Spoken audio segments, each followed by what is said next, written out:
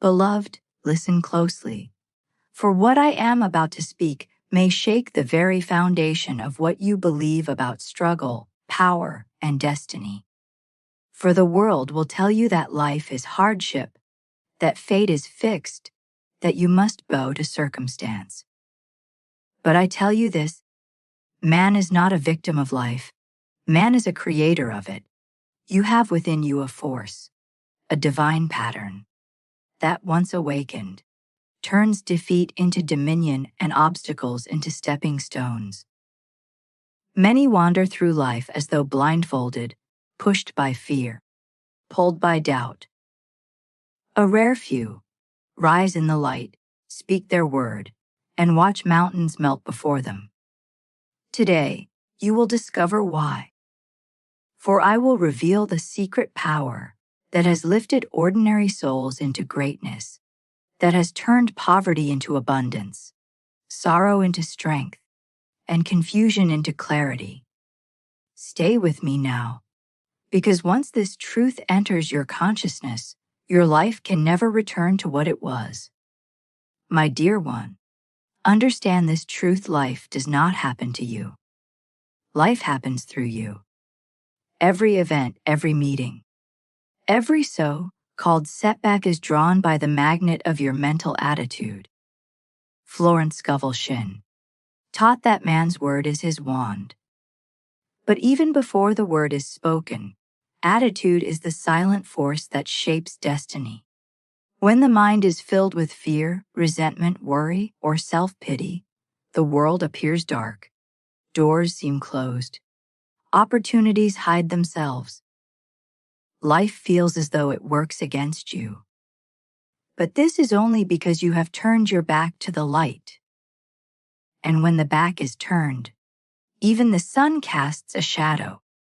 Yet the moment a person lifts his inner gaze, even a little, the moment he chooses faith over fear, clarity over confusion, expectancy over dread, the entire universe begins to shift in his favor.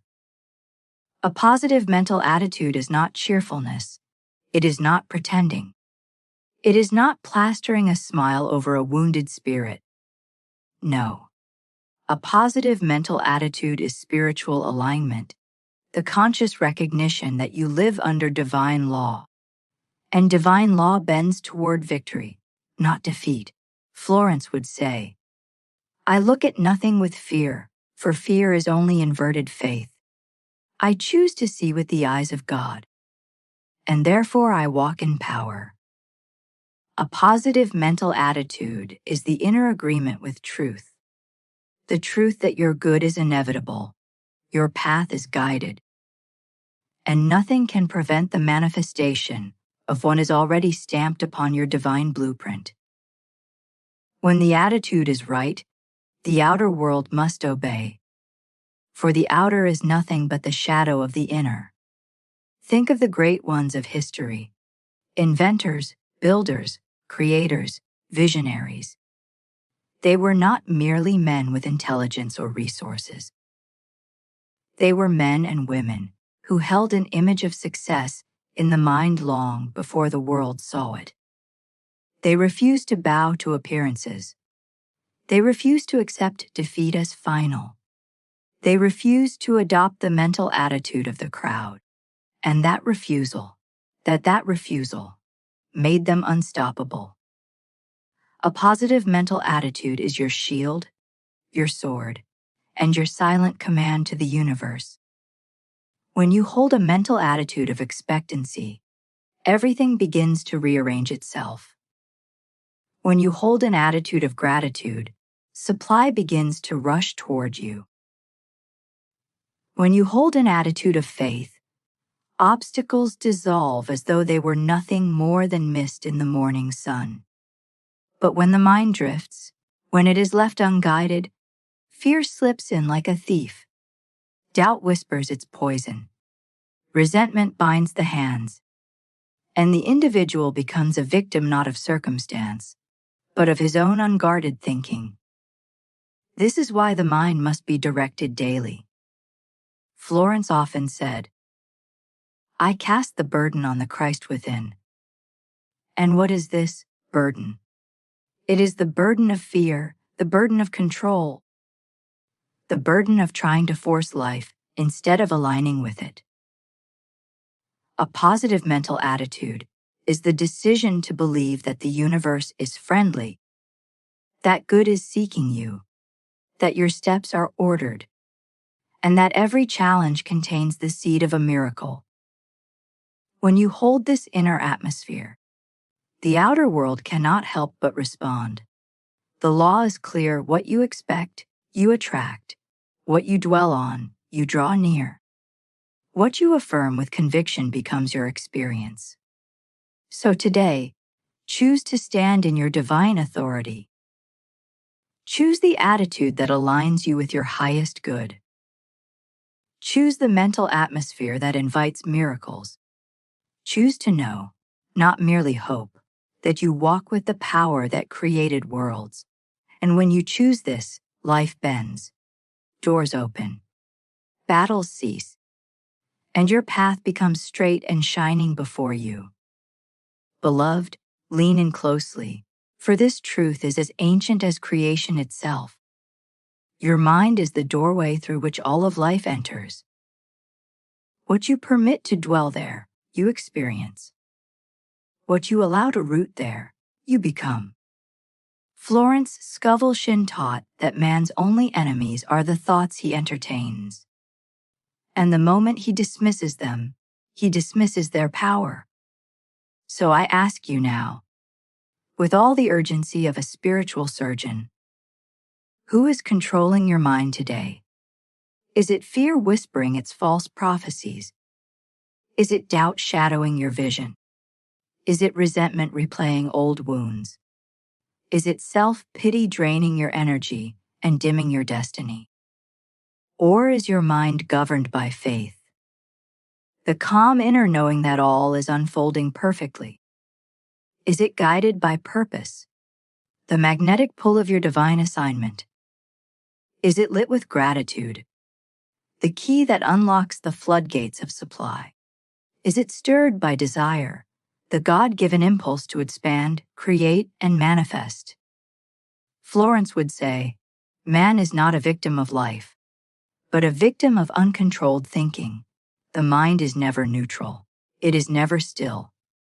It is always ruled, either by spirit or by fear, by faith or by false appearance. If you do not direct it, something else will. If you do not command it, the world will command it for you. And if you do not guard it, the enemy, in whatever form, will walk right through the open gates. Your greatest battle is not with people, not with circumstance, not with finances, not with your past. Your greatest battle is with your own inner atmosphere. For your mental attitude is the one thing over which you have supreme, unchallenged authority. A sovereign realm where no person, no event, no memory has jurisdiction unless you permit it. This is why Florence taught. I now choose the thoughts that bless, uplift, and prosper me. Well, your life pivots on this choosing. But hear me, this choosing is not passive. It is not accidental. It is not occasional. It is a sacred discipline, an inner vigilance. A moment-by-moment decision to align your mind with higher truth instead of lower appearances. When fear knocks, and it will, you answer with faith. When doubt whispers, and it will, you silence it with authority. When resentment rises, as it often does, you dissolve it with forgiveness. The greatest spiritual solvent ever given to man. For resentment does not hold your enemy hostage, it holds you. Fear does not protect you, it paralyzes you. Doubt does not keep you safe, it keeps you small. But the moment you shift your inner vibration, the moment you decree that your mind is a sanctuary, not a battleground, the entire universe rearranges itself to reflect this new inner order. Florence Scovel Shinn taught that the subconscious mind is impressionable and obedient. It accepts the dominant thought, the repeated word, the emotion you feed it most often. It is the soil, but you choose the seed. If you plant fear, you reap limitation. If you plant doubt, you harvest delays. If you plant resentment, you grow confusion. But if you plant faith, you reap miracles. If you plant purpose, you draw opportunities. If you plant gratitude, you attract abundance. If you plant expectancy, you welcome the impossible. So guard the gates of your mind like a warrior of light. Let only that which aligns with your highest good enter.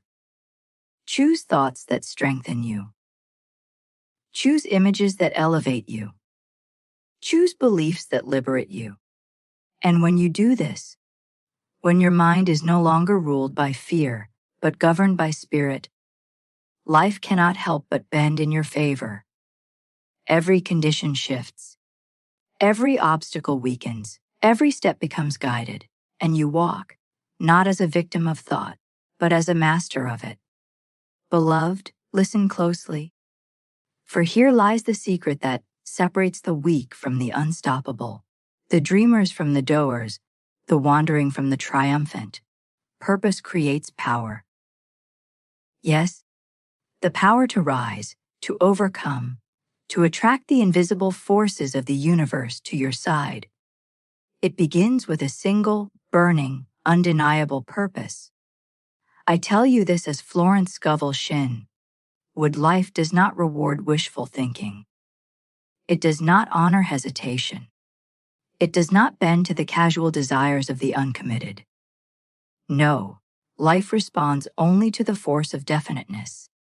A purpose so clear, so compelling, so vivid that nothing in heaven or on earth can sway it.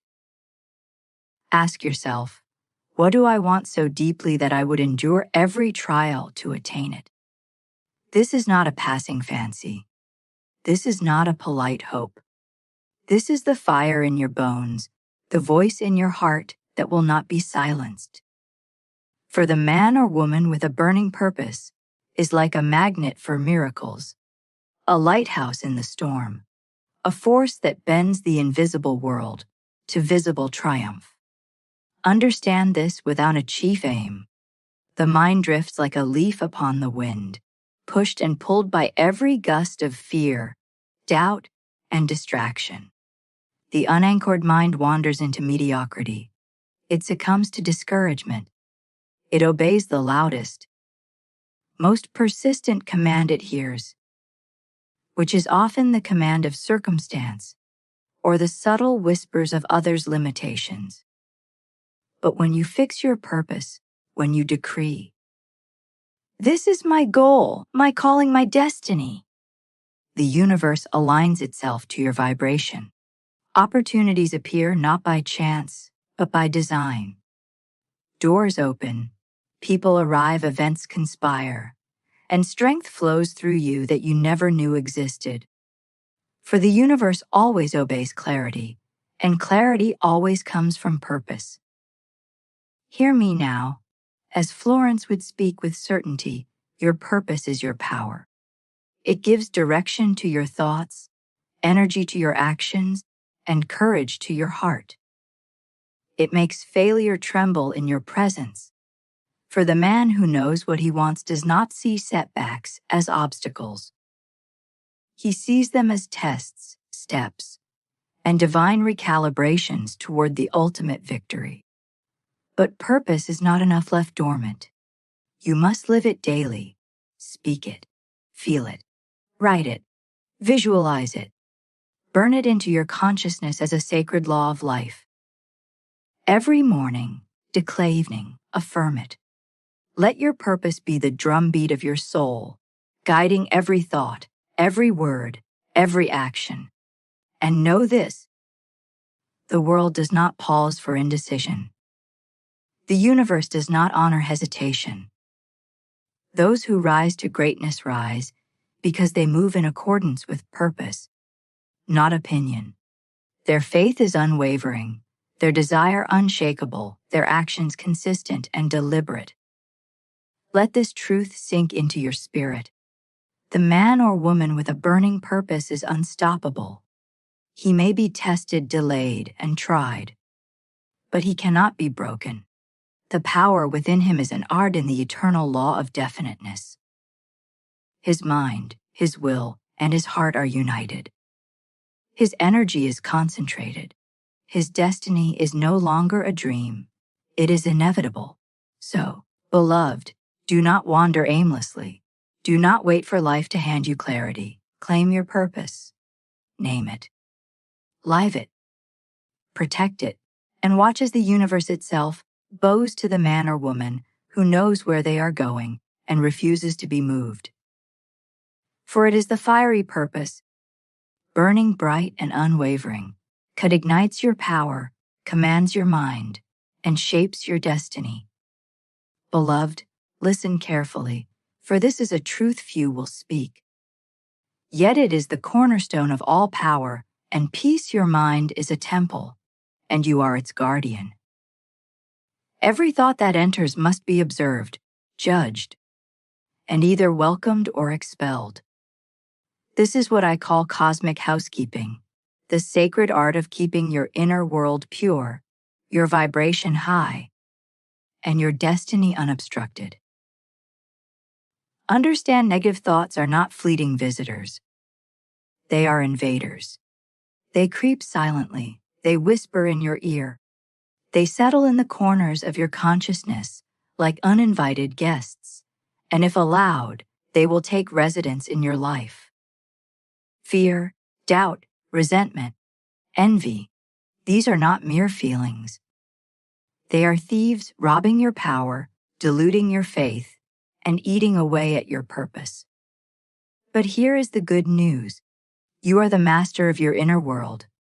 You hold the ultimate authority. No circumstance, no person, no misfortune has the right to dictate your thoughts unless you allow it. The law is simple, eternal, and unbending. What you feed, you grow. What you starve, you die. If you feed your mind with worry, hesitation, or despair, you will harvest weakness. If you feed it with faith, gratitude, and the words of life, you will harvest unstoppable strength. Begin by taking inventory of your thoughts. Observe them without judgment, as a watchful steward of your spiritual estate.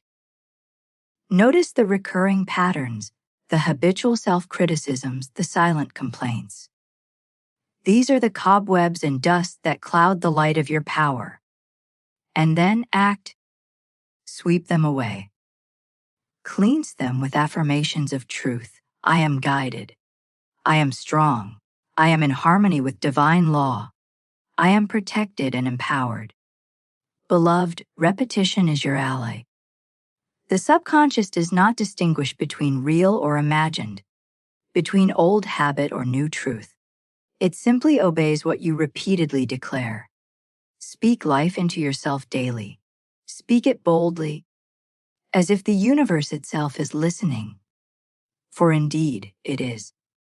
Every word of faith, every declaration of power, every thought aligned with your purpose becomes a seed. Plant it with conviction, water it with emotion, and it will grow into tangible success. Cosmic housekeeping also demands vigilance. Be alert to intruders, gossip, fear-laden conversations, toxic media, the complaining spirit of others.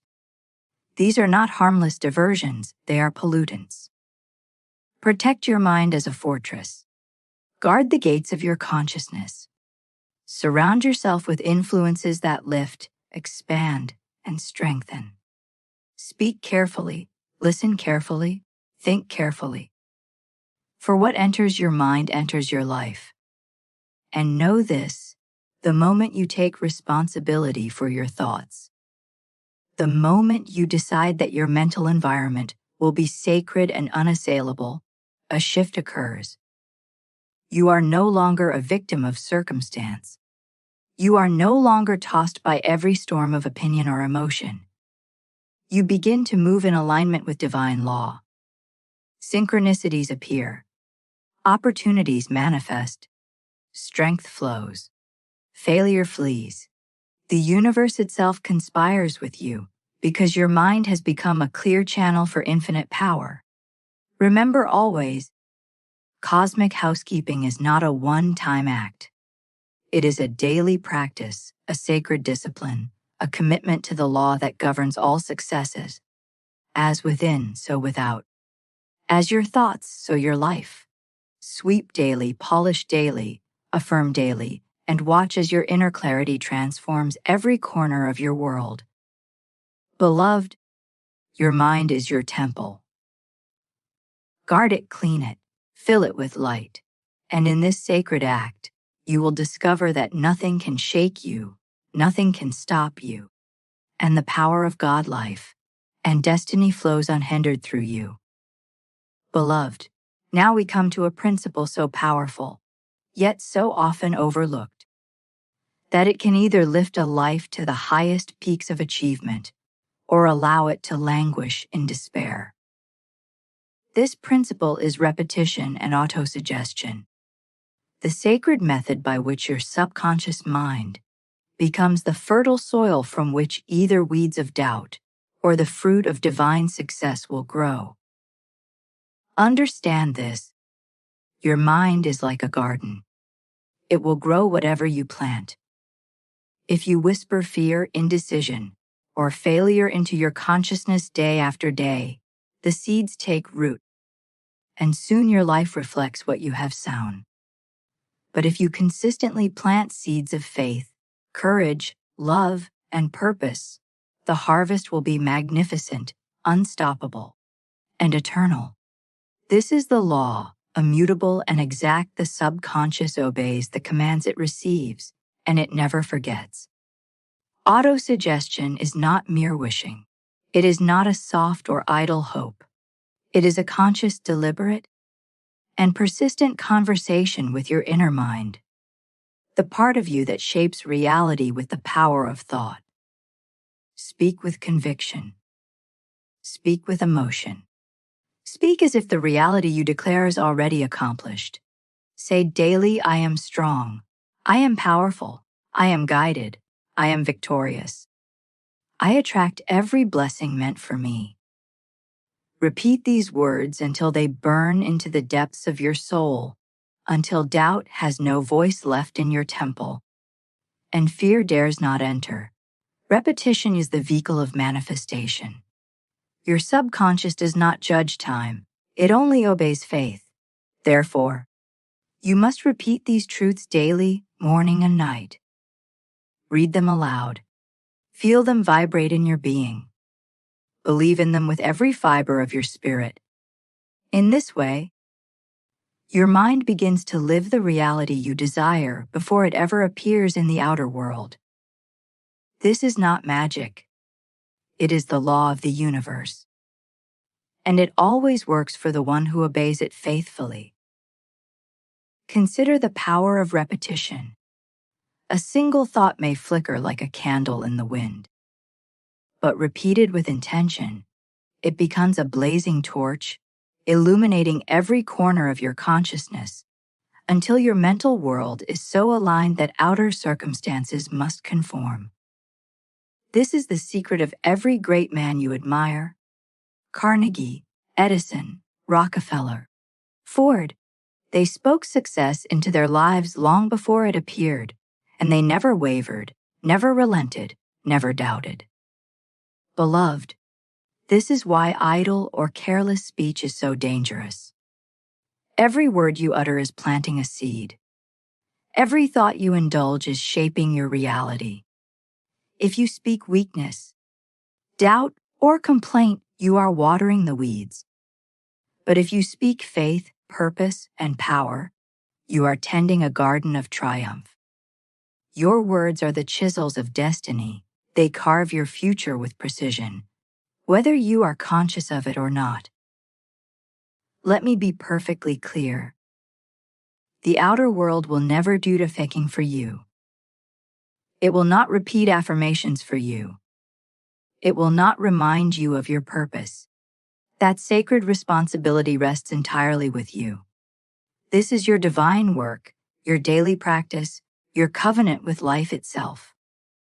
So, take 5 minutes every morning, every evening, to speak life into your purpose. Let your words vibrate with certainty and emotion. Let them penetrate your subconscious like sunlight through darkness. Let them declare, I am unbreakable. I am unstoppable. I am aligned with divine will. I am the architect of my destiny. Repeat, believe, embody, and watch as the invisible power within you begins to shape the visible world without. Beloved, repetition and autosuggestion are the sacred keys to transformation. They are the bridge between desire and manifestation, between hope and reality, between thought and life. Master them, and you master the law of creation itself. Ignore them, and you remain at the mercy of chance, circumstance. And in the whims of others, the choice is speak, repeat, believe, become, and the world will bend to the majesty of your inner conviction.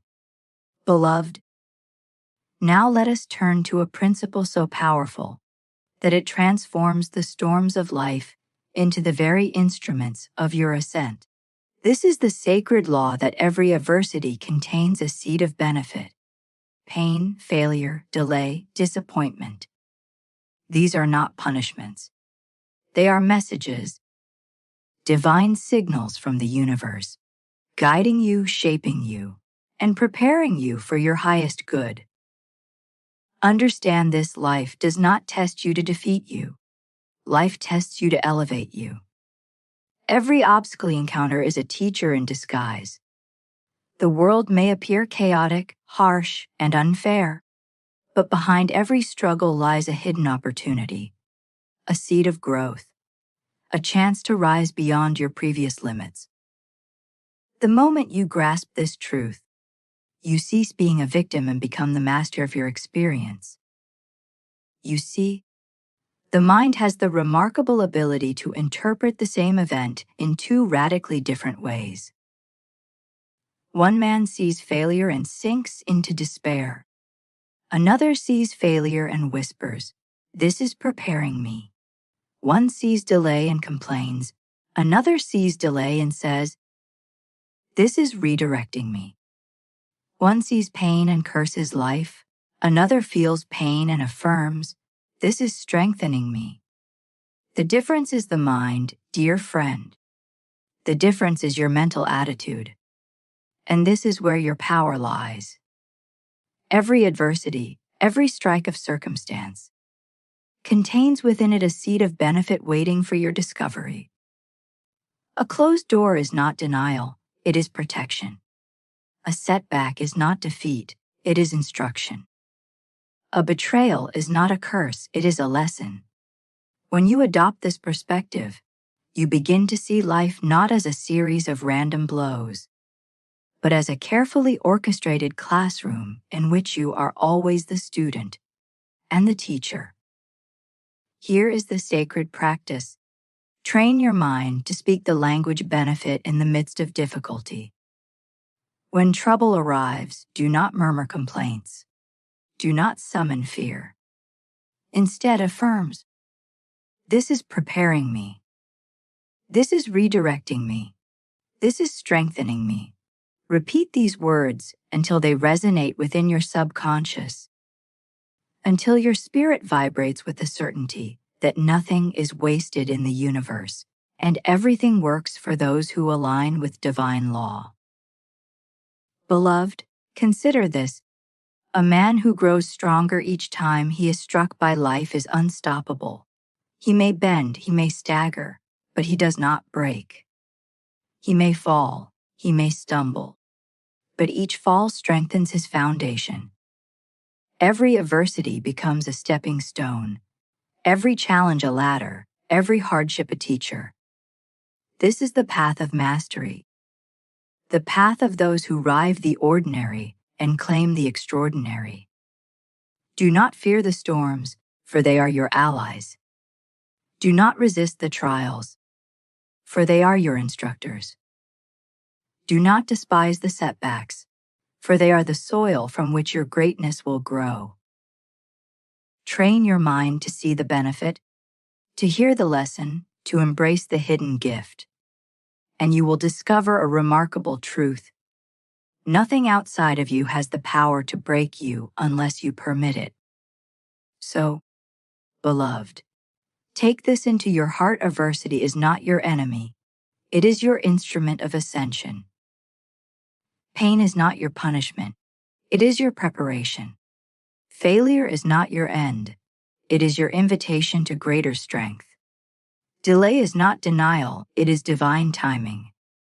And when you consistently apply this law, you become unshakable. You become invincible. You become a man or woman who stands firm, even in the midst of storms, because you have learned to see every strike, every challenge, and every trial as it was always meant to be. Remember this, and let it echo in your spirit every day. This is preparing me. This is redirecting me. Speak it, believe it, live it. And the universe will respond, bending circumstances to your favor, revealing the hidden benefits in every trial, and elevating you to heights you never thought possible, beloved. Now you stand at the threshold of transformation.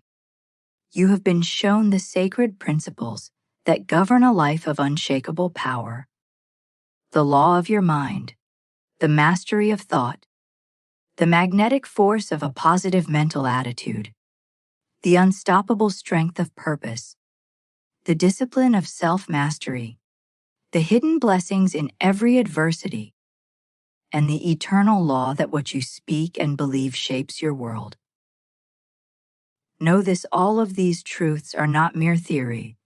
They are spiritual laws, as real as the sun that rises and sets each day. They work whether you see them or not. They act whether you believe them or doubt them. And now, armed with this knowledge, you have the power to call your own destiny into existence. From this moment forward, let your every thought, every word, every action declare, I am unstoppable. I am unbreakable.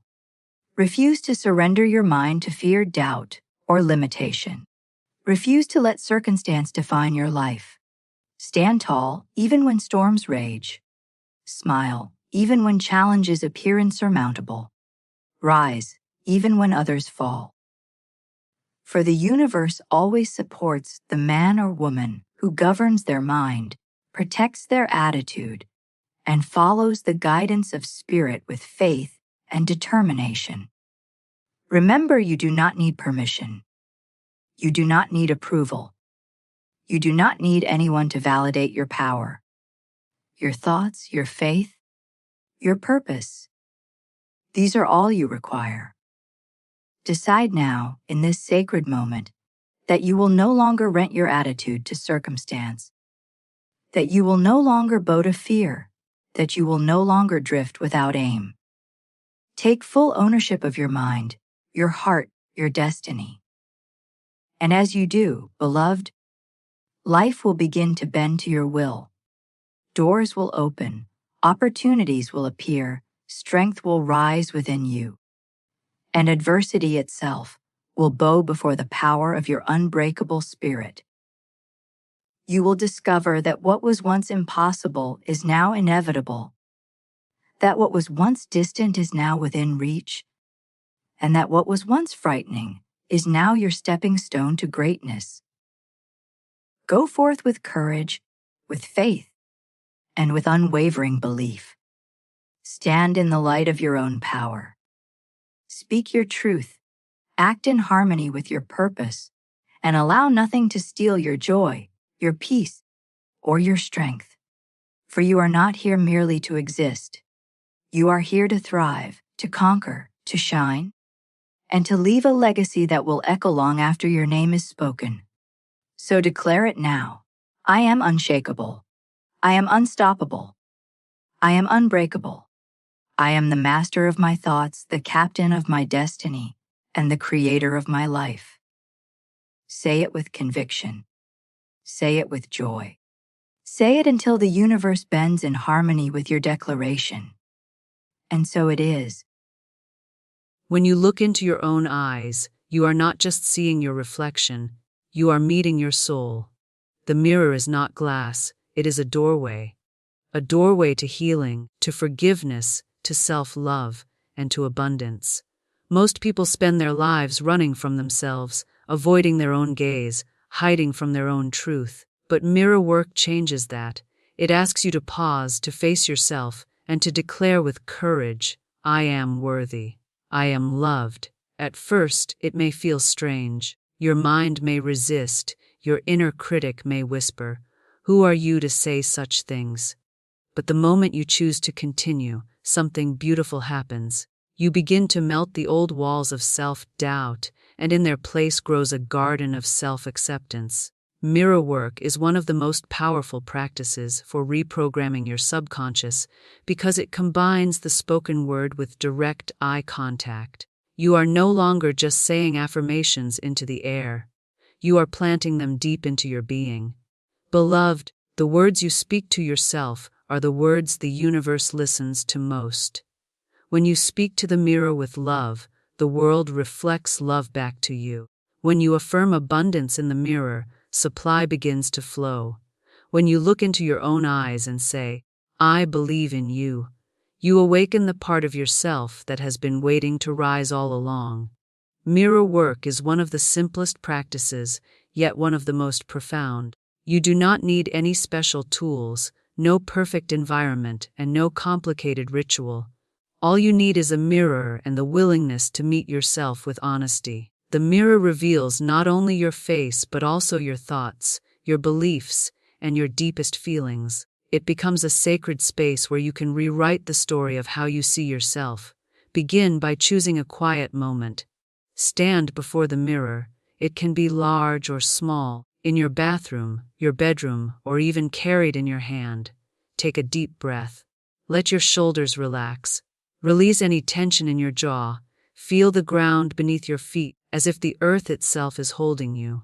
Step 1 is simply this: look into your own eyes. Not with judgment, not with criticism, not scanning for flaws, but with the awareness that you are looking at someone who has survived, someone who has lived, someone who is still becoming. At first, this may feel uncomfortable. You may want to look away. But stay with yourself, because the part of you that resists is the part that most needs your love.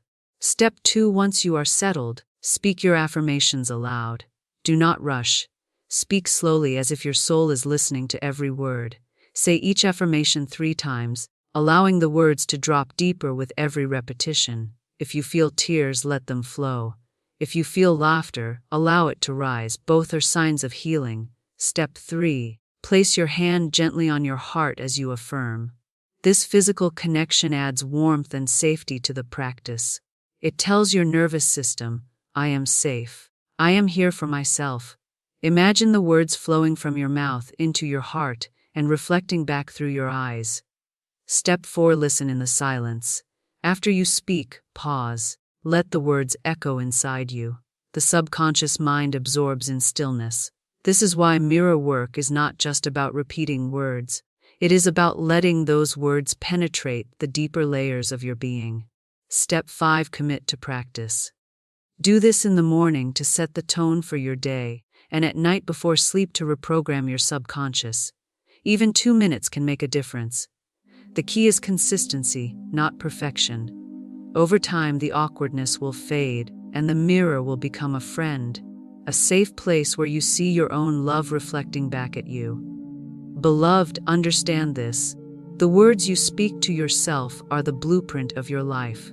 If you tell the mirror you are unworthy, life will mirror unworthiness back to you. But if you look deeply into your own eyes and say, I am worthy of love, of abundance, of joy, the universe will rearrange itself to agree with you.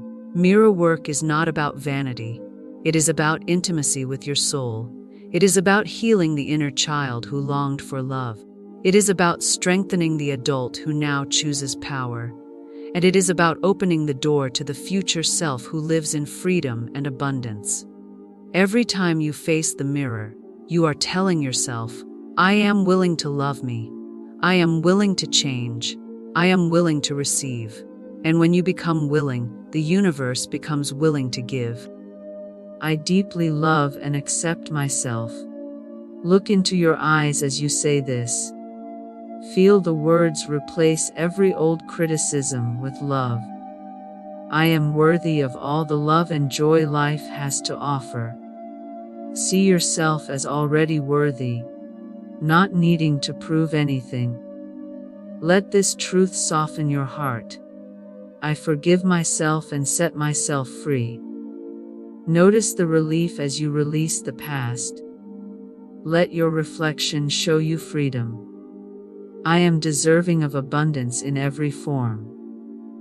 As you speak, imagine rivers of supply flowing toward you. Receive it with open hands and an open heart. I am proud of who I am becoming. See the strength in your eyes. Acknowledge how far you've already come. I am enough, exactly as I am. No more striving to be someone else. Your reflection confirms, you are already whole. I let go of self-doubt and step into confidence. Watch the fear dissolve as you affirm. Stand taller, breathe deeper. Believe more. I am grateful for the person I see in the mirror. Gratitude softens judgment. Your reflection becomes a friend. I deserve to be happy, healthy, and wealthy. Say it until you believe it. Let your eyes sparkle with expectancy. I trust the timing of my life. Every season has purpose. What is mine cannot be lost. I forgive others and free myself. Release the heavy chains. Your reflection looks lighter now. I am safe. I am protected. I am guided. Feel the peace rise within you. See your eyes shine with calm certainty. I choose thoughts that nourish and uplift me. Notice how your reflection changes with positivity. Your energy shifts instantly. I am open to receive miracles. Expect the unexpected blessing. Watch your reflection smile with faith. I believe in myself completely. Say it with conviction. Let your eyes mirror back belief. I am a magnet for love, success, and abundance. Visualize these energies entering your life now. See your reflection as radiant and magnetic. I let go of fear and welcome love. Fear fades when faced with truth.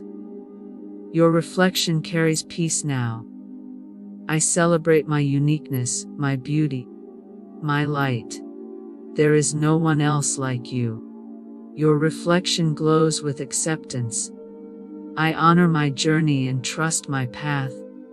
Even the hard days shaped you. Your reflection is evidence of strength.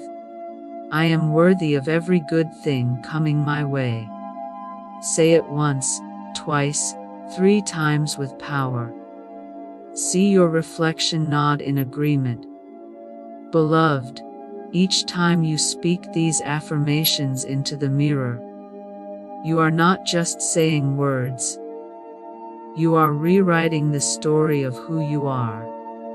The mirror becomes a witness to your healing, your growth, and your abundance.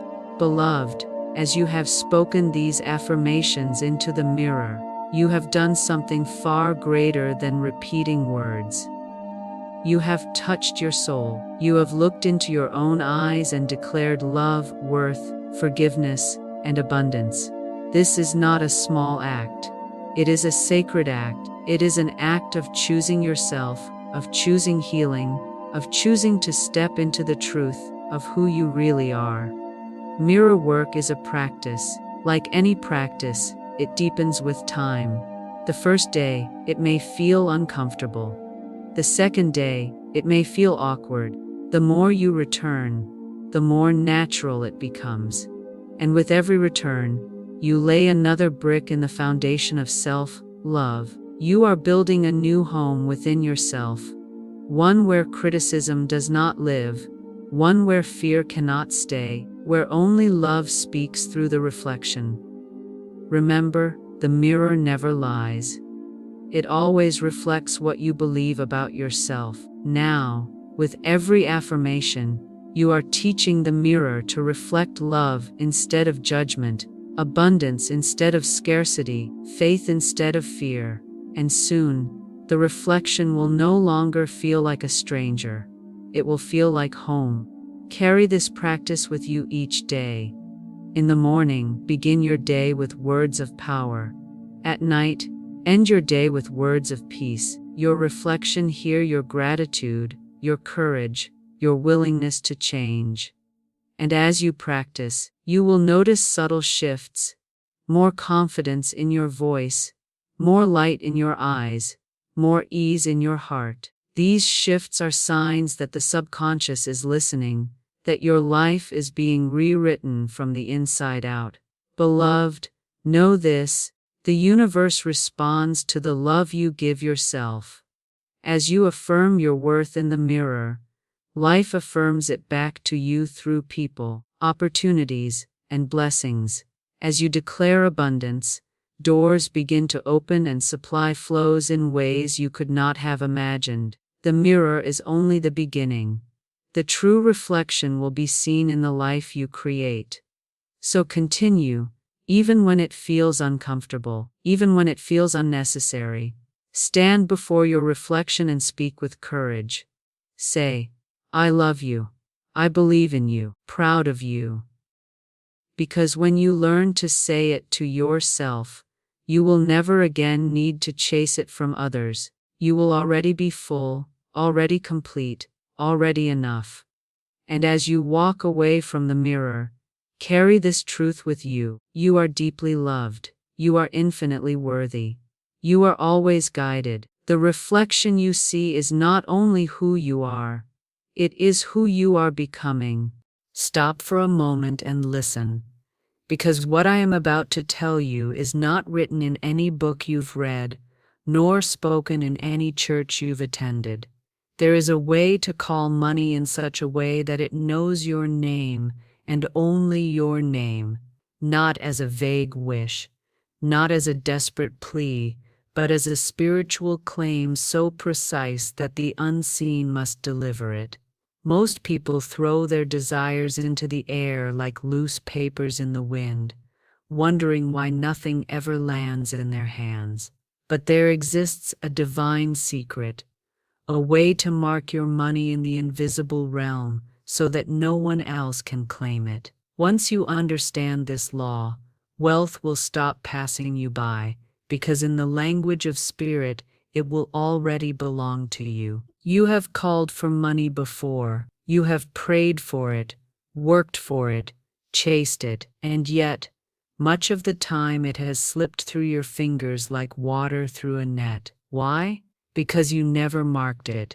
You see, in the unseen, there is no confusion, unless you create it. Spirit does not deal in half-formed wishes, in passing thoughts, in I hope, and maybe someday. The law responds to a claim, a deliberate, unmistakable command that marks what you desire as belonging to you, and until you do this, your request floats in the invisible like an unaddressed letter. Money is not wandering the earth aimlessly. Every dollar already has an assignment. If you do not assign it to yourself, someone else will. The law is exact. It delivers to the clearest claimant. Just as a package at the post office will never reach you unless your name and address are written on it, the wealth you want will never arrive until you write your spiritual tag on it in the unseen. And here is where most fail.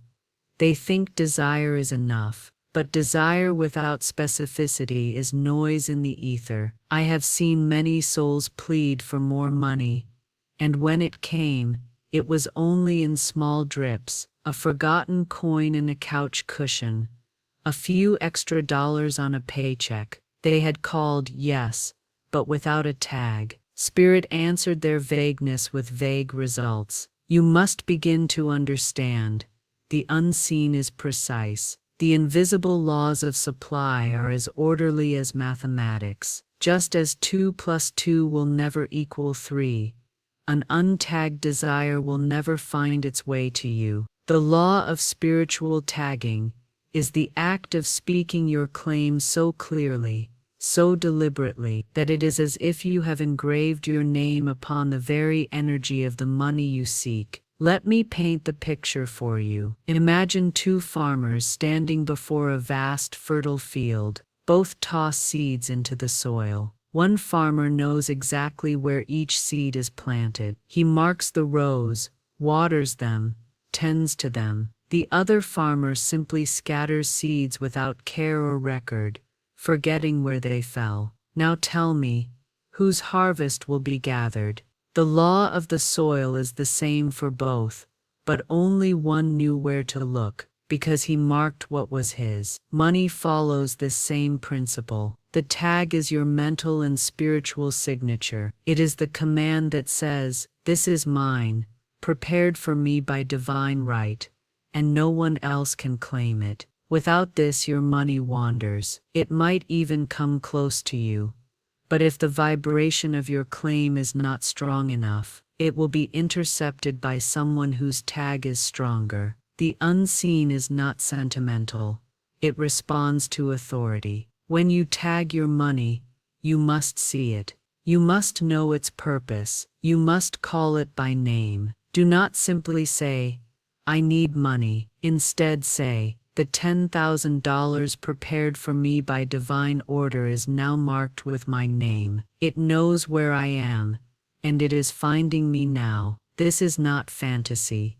It is alignment. The moment you speak it, you have placed your signature in the unseen, and the law begins moving it toward you. But understand this, your tag is not just words. Words are the brush, but belief is the ink. You cannot mark your money if you are secretly convinced it is too much, too far, or too late. The universe will only deliver what you truly claim, not what you timidly wish for. Many people speak powerful words, but mix them with the ink of doubt, and so the mark fades before the money arrives. This is why your tag must be renewed daily in your mind, until the manifestation stands before you. Not with desperation, for desperation is the language of loss, but with certainty. A tagged package at the post office is not worried about whether it will arrive. It already bears the name,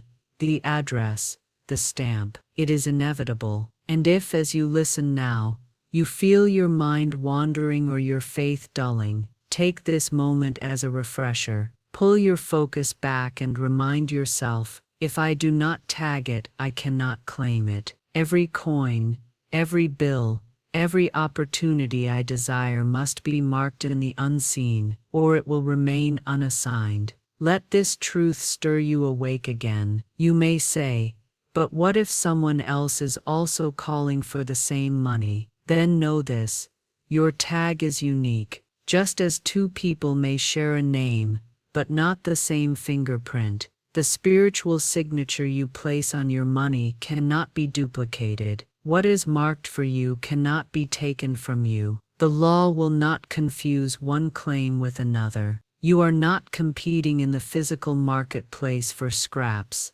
You are making a direct claim in the spiritual marketplace, where there is no shortage. There is enough for all, but only the tagged is delivered. Spirit is not moved by noise or numbers, only by the authority of a clear, unwavering claim. From this day forward, stop scattering your requests loosely into the ether. Tag them, speak them, see them, hold them in your mind until they have taken on the form of reality so clearly that the physical must obey the invisible. The law is impartial.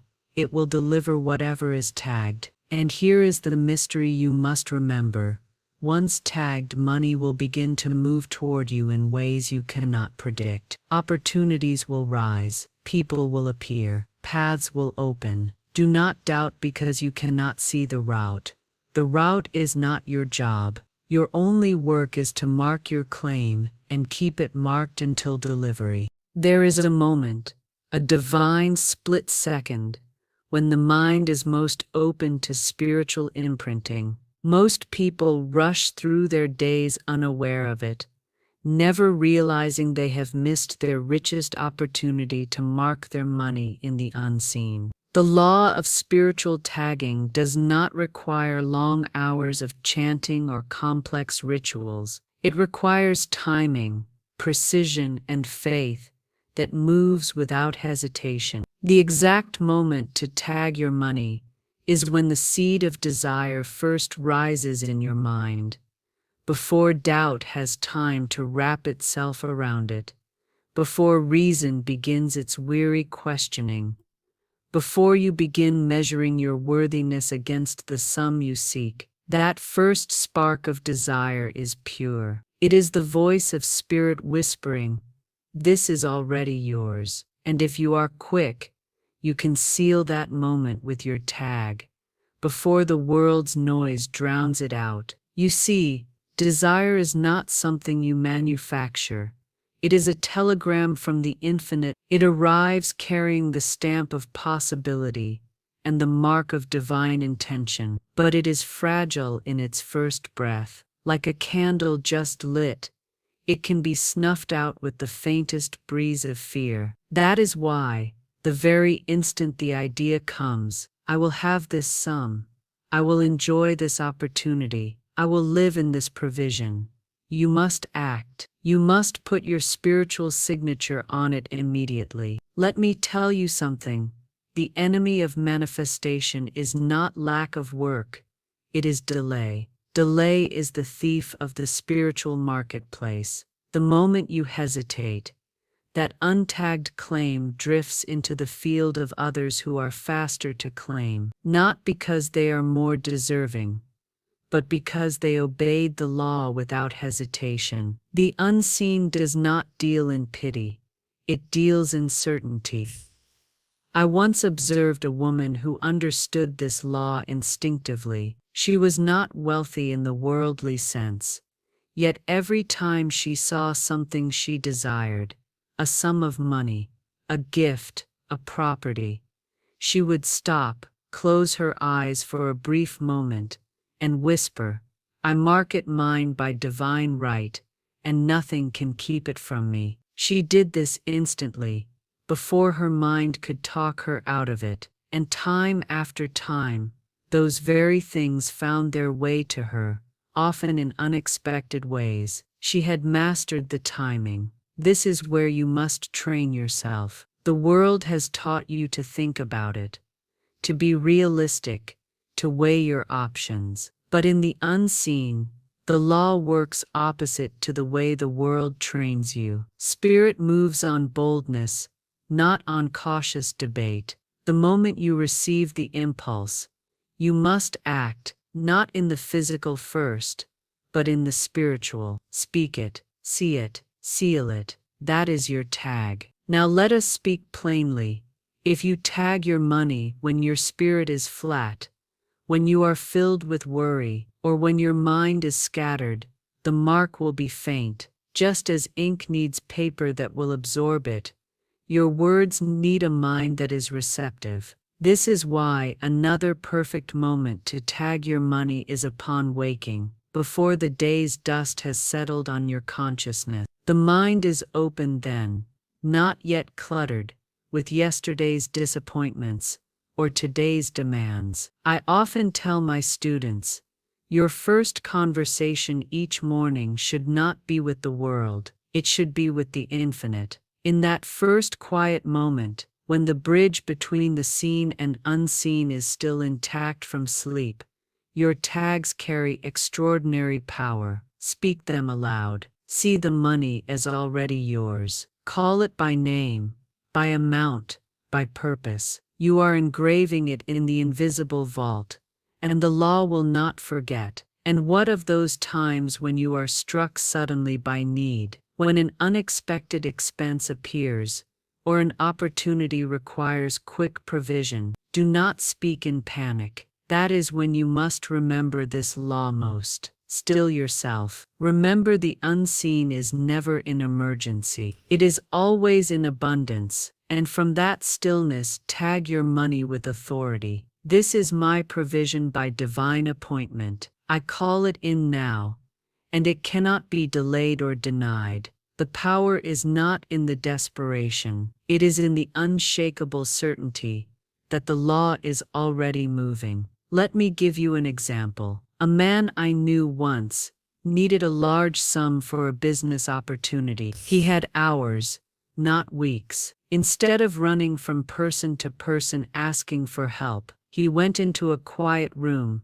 stilled his mind, and tagged the exact amount in the unseen. It is mine by right of divine supply, he said. It knows where I am. It is already on its way. Within that very afternoon, an old client called unexpectedly with a payment he had long forgotten was owed to him, the exact amount, to the penny. The timing was not coincidence, it was law in motion. Now I will give you this warning, so you will not fall into the trap that catches many. Once you have tagged your money, do not keep scratching at it to see if it is growing. The farmer does not dig up the seed every morning to check. He trusts the soil. The moment you tag your money, release it into the law and go about your work with confidence. Obsessive checking is a form of doubt, and doubt will smudge your mark. Your work is to tag with clarity,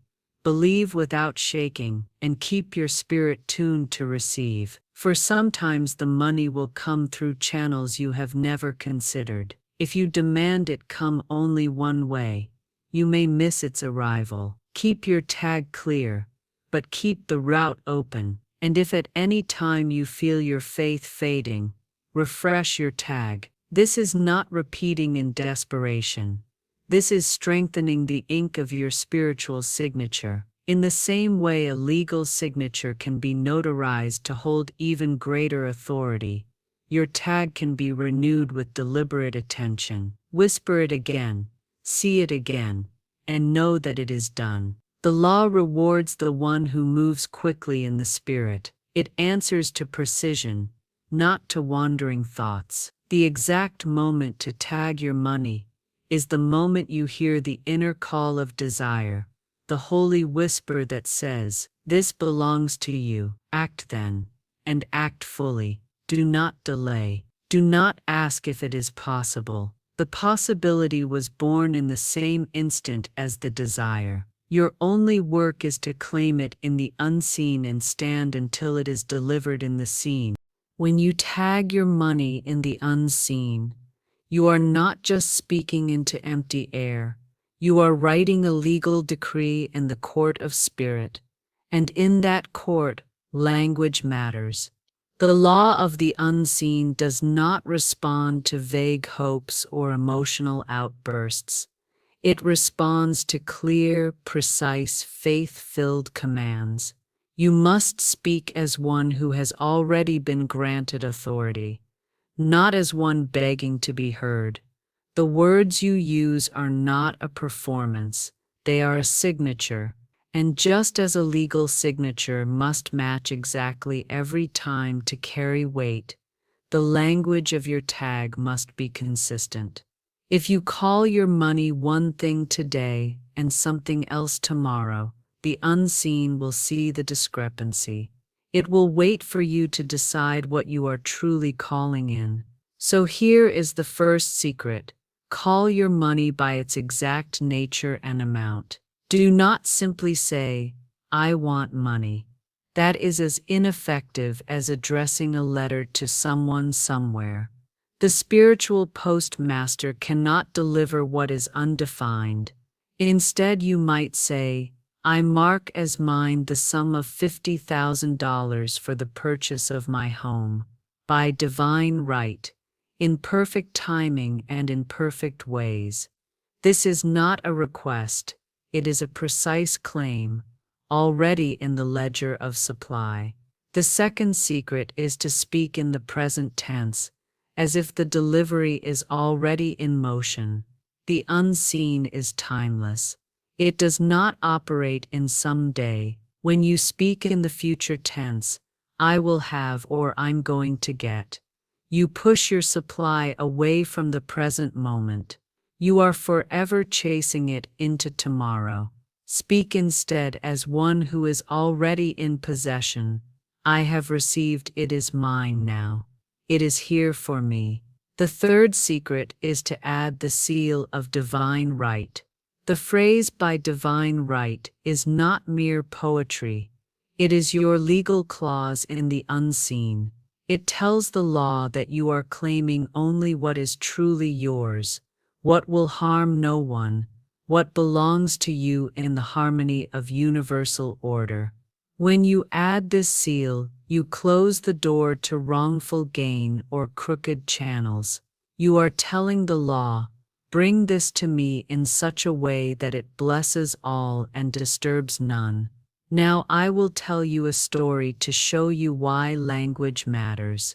A young woman once came to me saying she had been affirming for more money for months, but nothing had happened. I asked her exactly what she had been saying. She replied, I keep saying, I want more money. I told her, my dear, the law has been answering you all along. Every time you find a penny on the street, every time a small coin slips into your hand, that is more money. You did not specify. You left the law to its smallest interpretation. Once she began to call her money by amount, purpose, and divine right, her manifestations began to match her desire. Your words must also carry the tone of ownership. Imagine you are the rightful heir to an estate, and you have walked into the court to claim what is already in your name. You would not beg. You would stand in confidence, present your papers and say, this belongs to me. In the same way, when you tag your money, your voice must carry that inner knowing. The fourth secret is emotional alignment. The unseen reads vibration, not just syllables. If your mouth says, it is mine now, but your heart is trembling with doubt, your tag will be faint.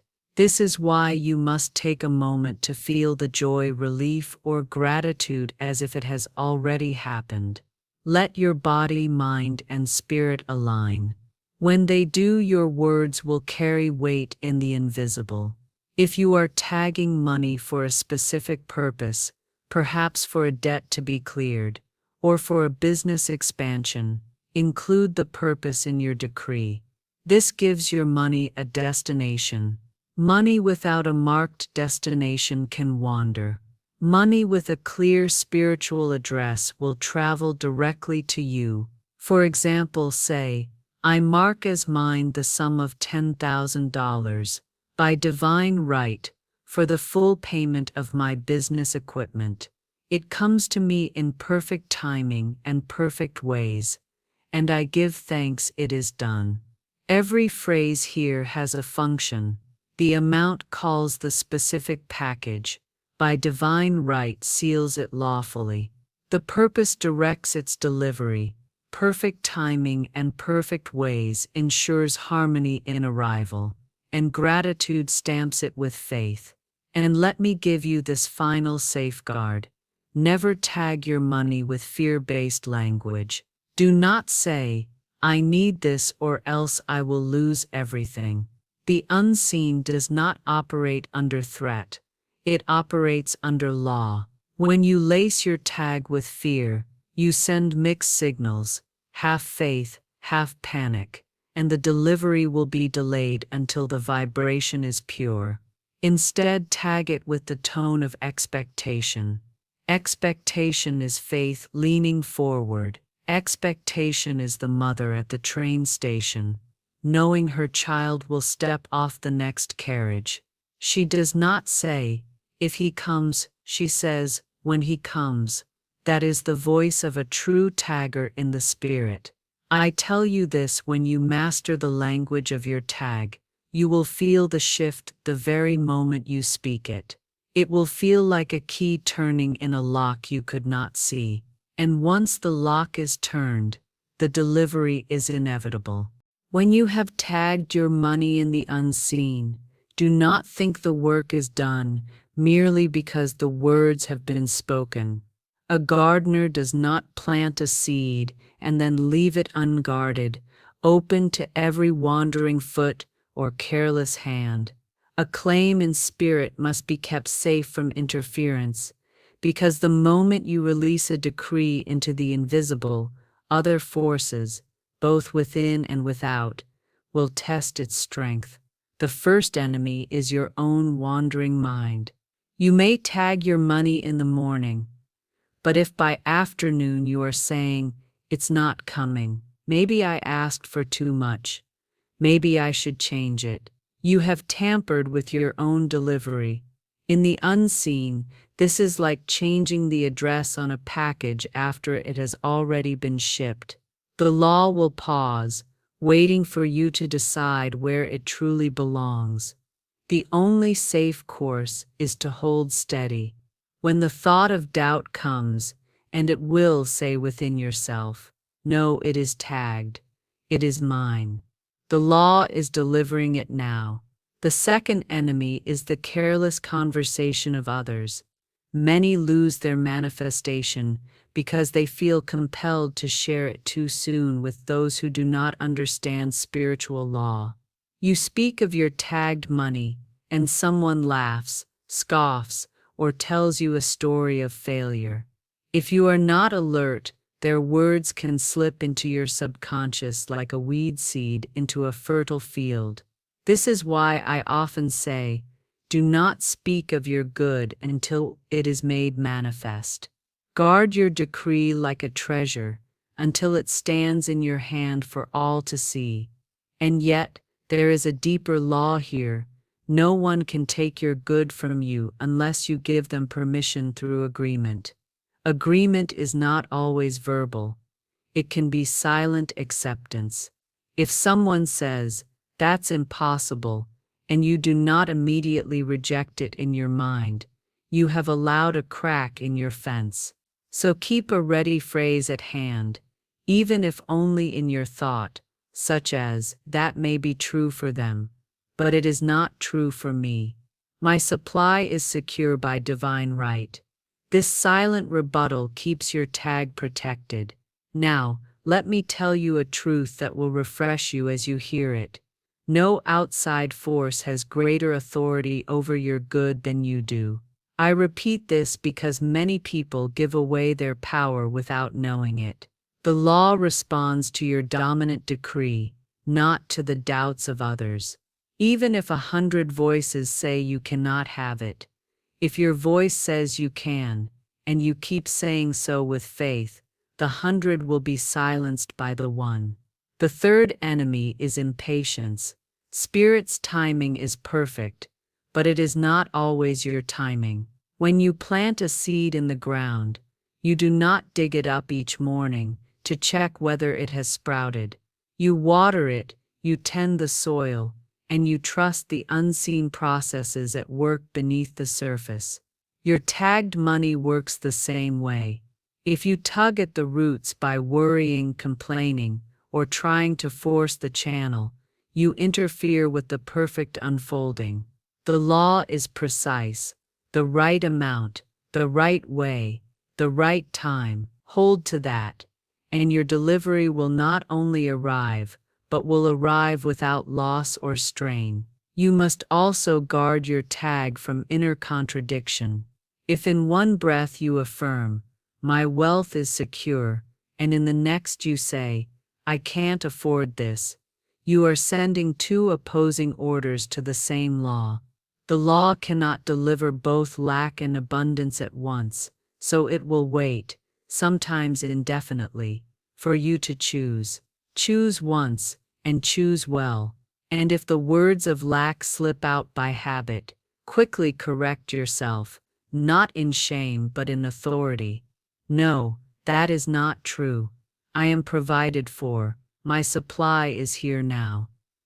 Remember also that the unseen works through channels, people, opportunities, unexpected ideas. Guarding your tag means keeping your spiritual eyes open so you recognize the arrival when it comes. If you expect your money only in one form, you may overlook the very channel Spirit has prepared. You may have tagged a sum for your business, and it arrives not as a check in the mail, but as a new client who pays in full, or as a debt unexpectedly forgiven. Accept the arrival, in whatever form fulfills your decree in divine right order. Now, here is a safeguard I urge you to practice daily. When you rise in the morning and when you retire at night, reaffirm your tag, not in fear, but in confidence. Let it be the bookends of your day. You may say, "My supply is marked and sealed in the unseen. It is moving toward me now, in perfect timing and perfect ways. Nothing and no one can keep it from me."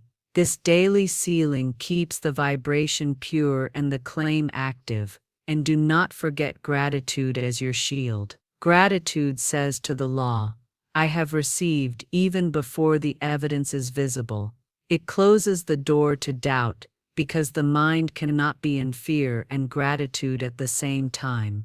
When you feel gratitude in advance, you match the vibration of the fulfilled decree, and in that match, nothing contrary can enter.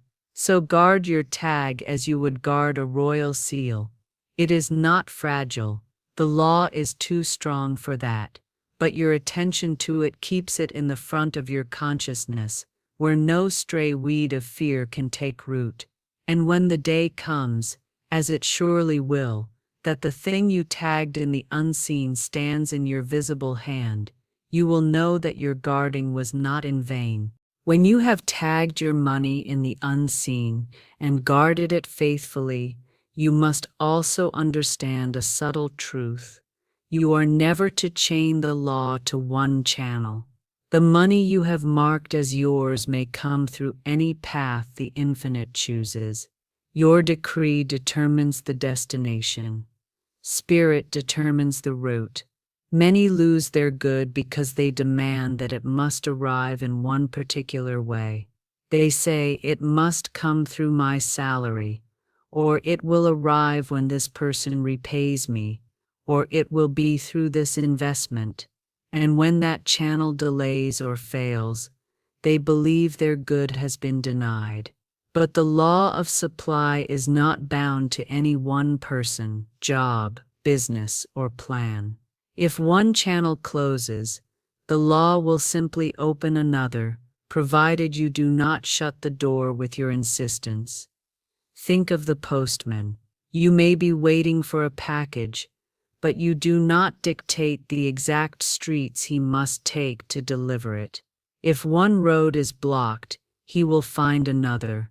It would be foolish to stand at only one corner and say, "If he does not come down this street, my package will not arrive."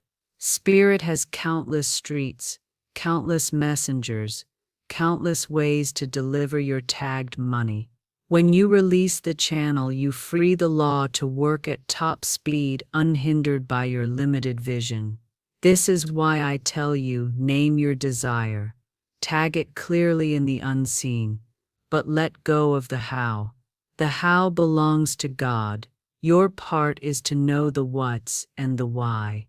The what is your decree, the amount, the form, the purpose. The why is your faith that it is yours by divine right. But the how is the mystery of Spirit's perfect wisdom. You must also remember that a channel is not your source. A channel is only the means the source uses in a particular moment. If you mistake the channel for the source, you begin to cling, and clinging creates fear. For if the channel is removed, you will feel your supply is gone. But when you know your source is God, and God is infinite, you can release any channel without loss, knowing another will appear at once.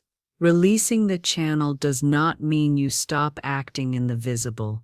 You may still work, invest, create, or sell, but you do so with the awareness that these are only instruments in Spirit's hands. They are not the origin of your wealth. They are merely expressions of it. This frees you from the desperation that makes so many chase after one opportunity, as if it were the only lifeboat.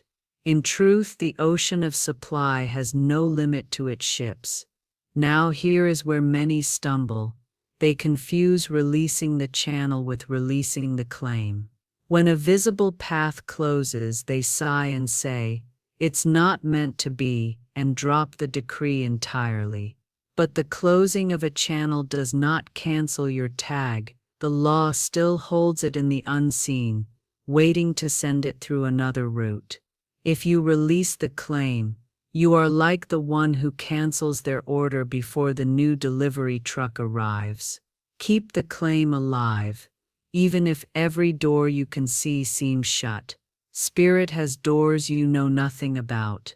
Let me refresh you with a truth you must carry in your heart. The unseen is never limited to the seen. The channels you know are a handful. The channels Spirit knows are beyond counting. What you see is not all that is, and very often the channel you release is replaced by one far greater, more fitting, more abundant than you imagined. There is also a wisdom in not naming the person who must be involved. If you say this money will come from Mr. Smith, you bind the law to a human will, and human wills can resist. But if you say this money comes through the perfect channel, you leave Spirit free to choose one who is ready, willing, and able to deliver without obstruction. You avoid the delays that come when your good must travel through unwilling hands. Releasing the channel also frees you from disappointment. If you hold too tightly to one way and it fails, you may lose your faith. But if you hold only to the claim and let the channel be free, you cannot be shaken. You say to yourself, if not this way, then a better way. That thought alone keeps your vibration in alignment with the law. And when the delivery comes, often it will be so unexpected, so perfectly timed, that you will marvel at how Spirit arranged it. You will see that what you thought was a delay was simply a redirection toward something higher. You will realize that the law was not slow, it was precise. So keep your hand open. Hold the claim with a grip of faith, but let the house slip through your fingers like water. Trust that the law knows not only the fastest route but also the one that will bless you most fully. And as you walk in this trust, you will discover a freedom you did not know before, the freedom of being certain in your good without being anxious about the path it will take. When you have tagged your good, when you have released the channel yet held the claim, the final act is to receive it in the Spirit before it is ever placed in your hand. This is the inner acceptance that seals the law. Without it, your decree floats, waiting for a place to land. With it, the law is anchored, and the manifestation is inevitable. Most people wait to feel the joy until they see the money in the bank, the envelope in the mail, the check in their palm, but the law works in reverse. The joy must come first. Spirit is a mirror. It reflects your inner state. If you stand in lack, waiting for evidence, you will keep waiting, for the law can only echo the vibration you send. But if you stand in completion, giving thanks for what you have already received in the unseen, the law will hasten to make the seen match the unseen. Receiving in the Spirit means you take full possession of your desire, in thought, in feeling, in speech. Before it is visible, you rise in the morning and bless the money as though it were already in your account. You speak to it as though it had arrived. You picture yourself living with it, using it for its divine purpose, and you speak with the gratitude of one who already has it. The invisible world hears you, and the visible world must obey. You may say, "But how can I feel joy for something I do not yet have?" You do have it, in the realm where all creation begins. Every idea, every fortune, every opportunity first exists in the unseen, and the unseen is the womb of reality. When you claim it there, it is as real as a seed in the ground. You may not yet see the plant, but the life is already growing. The wise gardener does not doubt the seed, because it is beneath the soil. He waters it, protects it, and expects it to break through. This is why I tell you, you must not wait to be happy. Happiness is the signal to the law that you have received. If you wait, the law will wait with you. If you rejoice now, the law will deliver now. Do not think of it as pretending. Think of it as aligning. Pretending feels hollow because you are aware it is false. Aligning feels solid because you know it is true in the higher realm. Some will say, "I cannot thank for what I do not see." Yet they will thank a friend for a promise they have made. If a trusted friend said, "I have bought you a gift, it is on its way," you would thank them at once without having touched it. And if you trust spirit more than man, you will thank at once for what the law has promised through your decree. There is a subtle danger in waiting for the physical arrival to shift your feeling. For while you wait, you are often sowing doubt. Each day that passes without the visible proof can turn into a whisper that says, "Perhaps it will not come."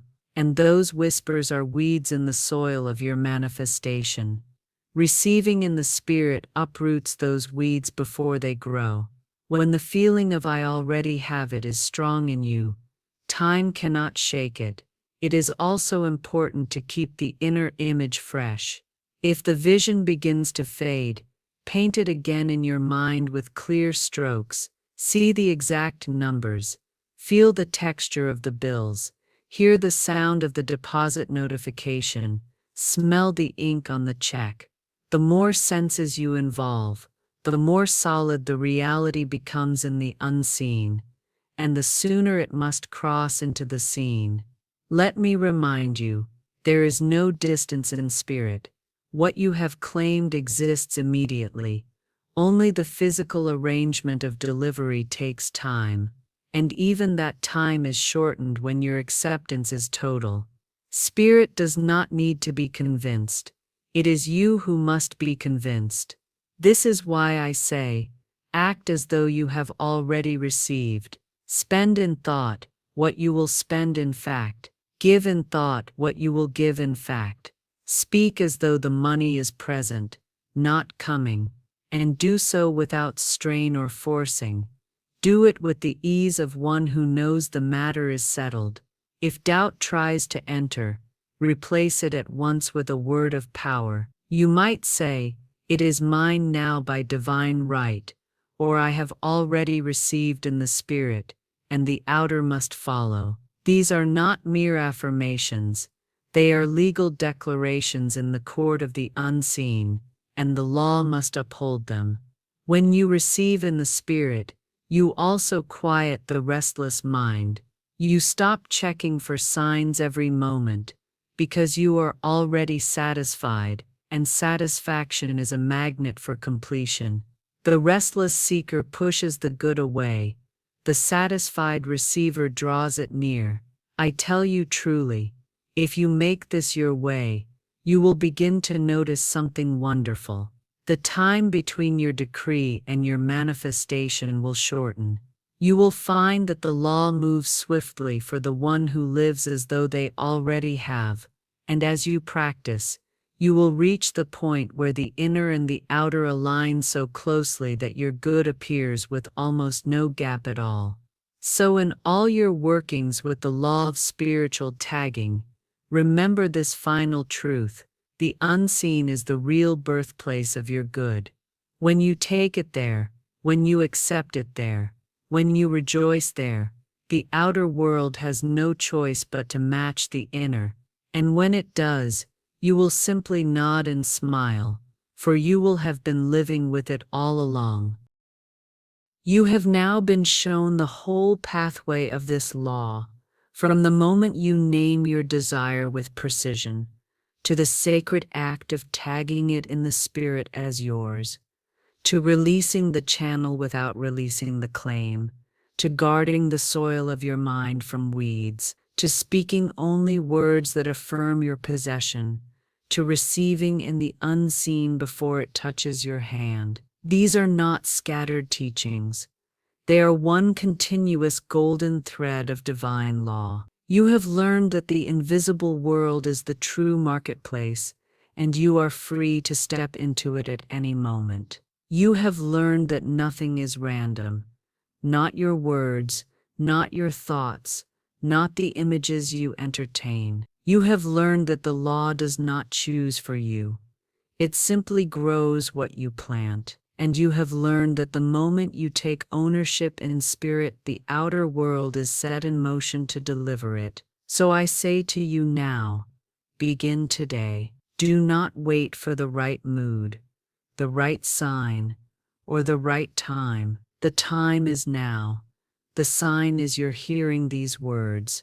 The mood will come as you obey the law. Tag your good in the unseen and call it by name. Hold it with the quiet certainty of one who knows the case is settled. And then, live as though you are already in possession, because in truth you are. Speak it, see it, bless it, thank it, and watch as the outer mirrors the inner with a swiftness that will astonish you. This is not my promise. It is the promise of the law, written into the fabric of the universe, waiting for you to claim it. Now go and put this law into action. Let this not be a teaching you admire, but a truth you live. The world is waiting to match the power of your decree. Call your money by name, and it will find you. And when it does, you will not be surprised. You will simply say, "Of course, I had it all along."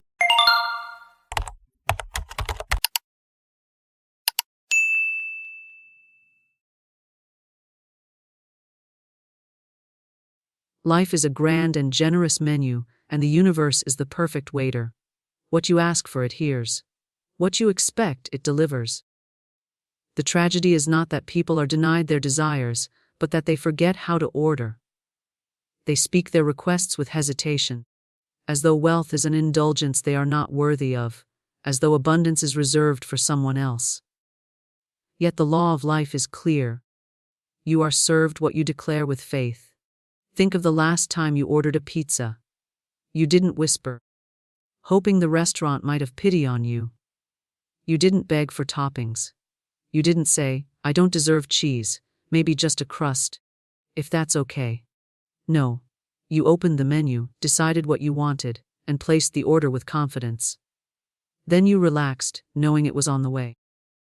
You didn't sit by the phone worrying if the delivery driver would find your house. You didn't doubt whether the restaurant could fulfill your request. You trusted the process. Wealth works the same way. The invisible substance of life waits for your clear word. It is as abundant as flour in the bakery, as endless as the dough stretched in the kitchen. Prosperity is not scarce, it is prepared and ready to flow. But it will not come until you call it forth. The moment you declare, "I order wealth, health, joy, and ease," the universe begins assembling your request. The oven is warming, the crust is rising, and the toppings are being arranged exactly as you asked. Too many souls confuse the kitchen with the table. They believe they must labor, sweat, and strive for every crumb. They believe their wealth depends on conditions, on markets, on the permission of others. But the law is simpler than that. The kitchen of spirit is already stocked with infinite supply. All you need is a spoken word of faith, a confident declaration, and a calm expectation that it is yours. When doubt enters, it is as though you keep calling the restaurant to change the order. Maybe I don't want wealth. Maybe I only deserve just enough. Perhaps I'll cancel the whole thing. And so the kitchen never sends it out. Or it arrives delayed and half-baked. But when you hold firm to your word, when you say, I want this, and it is mine, the doorbell rings. And abundance arrives hot, fresh, and perfect. There is no shortage of pizza in the world, and there is no shortage of wealth in the universe. To believe otherwise is to live hungry at a feast. Every person has a seat at the table, every soul is entitled to fullness. But entitlement alone is not enough. You must place your order. You must speak with assurance. You must receive without fear. Life responds not to confusion but to clarity. It is not the timid request that stirs the unseen power, but the calm, expectant word spoken with conviction. To order wealth is no different than ordering a meal, for both are governed by the same law. You decide what you want, you express it with certainty, and then you allow it to be delivered. The invisible storehouse of supply does not ration its blessings, nor does it hide them behind locks and gates. It waits patiently, like a stocked kitchen, brimming with every ingredient you could ever imagine, ready to create the exact form of abundance you choose. But too often, people hesitate, second-guess, or disqualify themselves before they even speak their desire. They sit before the menu of life and whisper, I don't deserve that, or, it's too much. And in doing so, they send back the possibility before it even reaches the oven.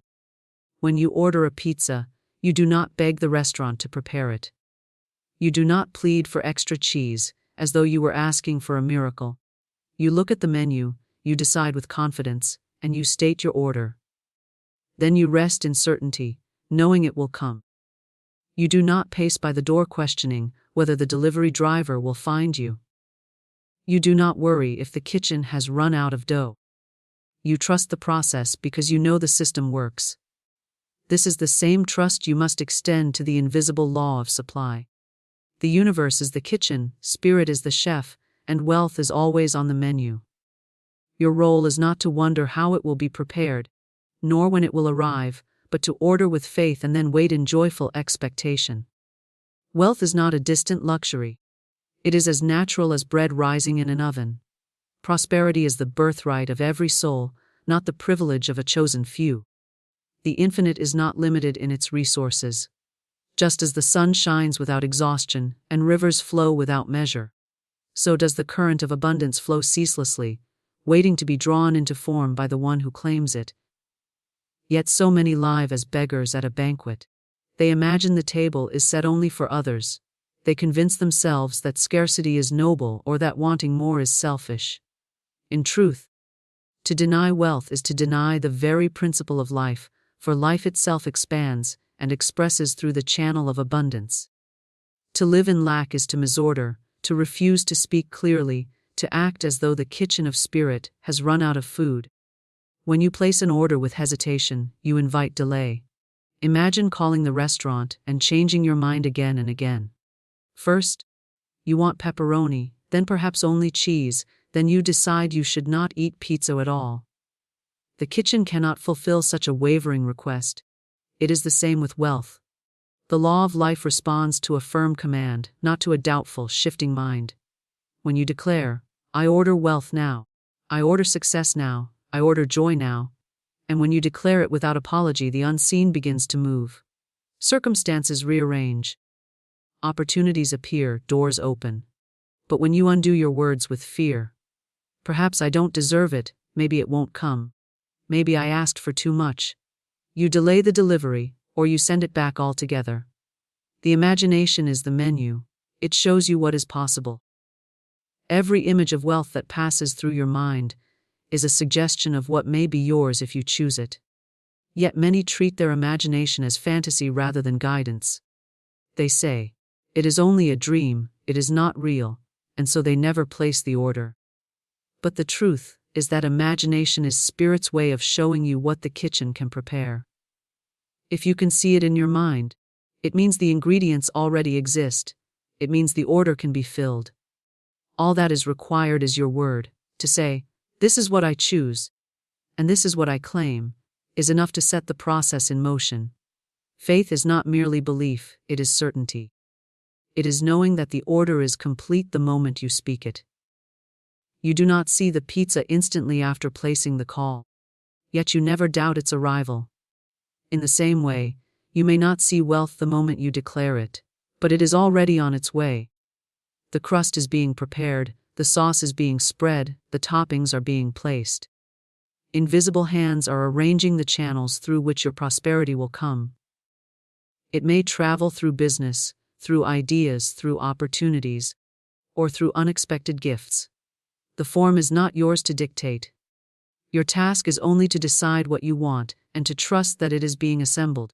Many people sabotage themselves because they stare at the clock, waiting, worrying, doubting. They say, "It has not arrived yet. Perhaps it will never come." And so they cancel their own order with disbelief. If only they would rest as calmly as they do when waiting for dinner, their prosperity would arrive with speed. For the law is exact and it never fails. What you order with faith will be delivered. What you cancel with fear will never reach your table. You must remember that wealth is not limited by appearances. A restaurant may seem small, yet behind it is a vast supply of ingredients. The universe may appear restricted by conditions, yet behind all appearances lies infinite substance. If you say, "The economy is bad, therefore I cannot prosper," you have placed your faith in appearances rather than in the law. But if you say, "I order wealth regardless of appearances, I order abundance regardless of conditions," then you call forth the unseen supply, and it comes to you in unexpected ways. There is no shortage in spirit. There is no lack in the invisible storehouse. Shortage exists only in the minds of those who forget how to order. Wealth is prepared, ready, waiting, like a row of ovens baking countless pizzas at once. Every soul may call for their portion, and every order will be filled. But only the one who asks with assurance, who speaks with confidence, who expects without doubt, will receive in full. Others will sit in hunger, not because the kitchen refused them, but because they never placed their order with faith. The unseen law of life is precision itself, exact as mathematics, unfailing as gravity. Whatever you send forth in word, thought, and feeling becomes the command that the universe obeys. Many imagine wealth as something far away, as though it must be chased, earned with exhaustion, or bargained for through sacrifice. Yet wealth is not a prize given by chance or luck, it is a natural state, summoned by clarity of desire and certainty of expectation. The river of supply is always flowing, and it flows where it is directed. When you turn the channel with your words, the stream obeys. If you say, "I order poverty, limitation, lack," through fear and complaint, that is the dish that will be set before you. If you say, "I order wealth, I order freedom, I order ease," with unwavering assurance, then prosperity moves to meet you with the same certainty as a meal delivered once it has been ordered. Consider how a restaurant never questions your right to order. The waiter does not ask if you are worthy of a meal. The chef does not withhold ingredients to punish you. The kitchen does not argue that someone else deserves it more. You are served because you placed your order. The universe works with the same impartiality. It does not measure your worthiness, for your worth is inherent. It does not ration supply, for supply is infinite. It does not refuse requests, but it does mirror your faith. When you order with doubt, you create delay. When you order with certainty, you create speed. Life delivers not according to what you plead for, but according to what you expect. The spoken word is the seal on your request. To say, "I am wealthy now," is to place your order with the invisible. Yet many cancel their order the very next moment by saying, "But how will it come? Perhaps I was wrong to ask. Perhaps I cannot afford it."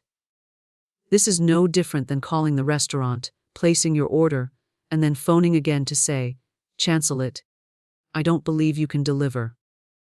No kitchen can serve a meal that is endlessly sent back. No universe can deliver abundance to one who speaks yes and no in the same breath. Imagination is the sacred menu of spirit. Every vision of prosperity that arises within you is a glimpse of what already exists in potential, waiting for you to call it forth. If you can see yourself living in ease, if you can picture wealth surrounding you, That is spirit whispering. This is available. Choose it. But imagination alone is not enough. You must claim it aloud, with certainty, without apology. The law of supply answers not to half-hearted wishes but to the strong, decisive word.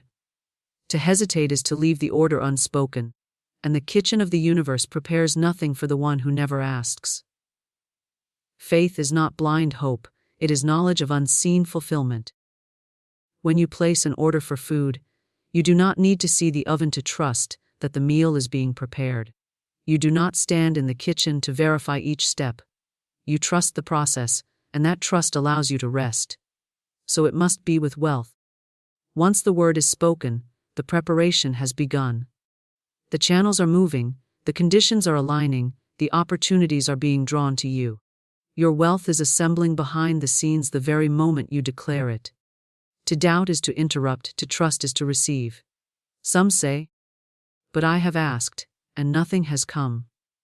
Yet when examined, it is found that they have asked with words of faith, but cancelled with words of fear. They said, "I order wealth," but followed it with, "I cannot afford anything, I am always struggling. Money is hard to come by." And so their wealth was sent back with every denial. The law cannot be fooled. It gives you exactly what you continuously declare, not what you declare once, and then contradict 100 times. If you continually affirm lack, then lack is what the waiter delivers. But if you continually affirm wealth, holding fast without wavering, then wealth must arrive, for the law is unchangeable and exact. Wealth is not earned by toil, it is called by word. To work without aligning your word is to labor endlessly with crumbs for reward. To speak clearly and work in harmony with your word is to draw streams of abundance with little strain. The invisible law magnifies your efforts when your words and beliefs are in agreement with prosperity. It multiplies results, brings unexpected channels, and opens paths you could not have created alone. Just as a pizza may be delivered swiftly to your door, wealth may arrive through means beyond your imagination. The law finds the fastest route once you have spoken the order with certainty. The world is filled with those who envy the prosperous, imagining them to be lucky, favored, or undeserving. Yet in truth, they are often those who have learned, whether consciously or not, to order without apology. They speak their desire with confidence. They expect fulfillment without doubt, and life mirrors their conviction. The same power is available to all, but few dare to use it. They fear being bold, they fear asking too much, they fear appearing greedy. But the universe does not judge desire, it simply fills the order placed. To ask for wealth is no more selfish than to ask for bread, for both are necessary for life. The law is impersonal, and the menu is endless. You cannot exhaust it by asking, nor deprive another by receiving. When you believe supply is scarce, you create scarcity for yourself. When you believe supply is infinite, you open the channel of infinite flow. The belief you hold is the signal you send, and the signal determines the response. To say, "I cannot prosper in this economy," is to order lack from the kitchen of spirit. To say, "I prosper regardless of appearances, wealth comes to me from every direction," is to order abundance from the same source. Appearances may say one thing, but appearances are shadows, not substance. The unseen substance of life is infinite, and it answers to your word, not to the news, not to statistics, not to circumstances. Every time you speak of limitation, you extend your hand to receive it. Every time you affirm prosperity, you extend your hand to receive that. The waiter brings what you name. The kitchen prepares what you request. Spirit does not choose for you, you choose, and spirit fulfills. If you are dissatisfied with what is on your table, it is not because the supply is poor but because the order has been mistaken. The remedy is not to scold the waiter nor complain of the kitchen, but to place a new order with clarity and faith. The law of abundance is effortless in its operation, yet people make it heavy with their doubts, their fears, and their endless reasoning. The truth is simple: what you see in your mind, what you speak with your lips, what you hold in your heart with conviction, becomes the pattern the universe obeys. There is no confusion in spirit. No delay except that which is created by the wavering of human thought. Life is ready to serve swiftly, just as a restaurant is ready to prepare any item from its menu as soon as the order is given. But imagine how strange it would be to enter a restaurant, sit down with the menu before you, and yet refuse to order because you are afraid the chef might laugh at you, or the kitchen might be too small to prepare your request. Still, this is how most souls approach the abundance of life. They see visions of wealth, success, joy, and expansion, yet they shut the menu, saying, "It cannot be for me." Perhaps only crumbs are permitted. They sit hungry at a table overflowing with possibility. To order wealth is to exercise the same calm authority with which you would order your evening meal. There is no hesitation, no sense of unworthiness, no apology in your tone. You simply decide, declare, and allow. The universe does not need to be begged, it needs only to be instructed. You are not asking a reluctant giver, you are directing an infinite law. When you say, "I order wealth now," you have already set invisible forces in motion. Supply begins to arrange itself, opportunities move into position. Doors begin to open where before there were only walls. The law does not resist you, it aligns to you. Your word is the trigger, your faith is the magnet. Your imagination is the blueprint. Think of how naturally you trust when you place a simple order for food. You do not follow the waiter into the kitchen to check whether the cook understands your request. You do not wring your hands wondering whether the oven will work this time. You order, you sit, you speak with your friends, you occupy yourself with joy, and soon enough your meal arrives. What if you could meet the question of wealth in the same way?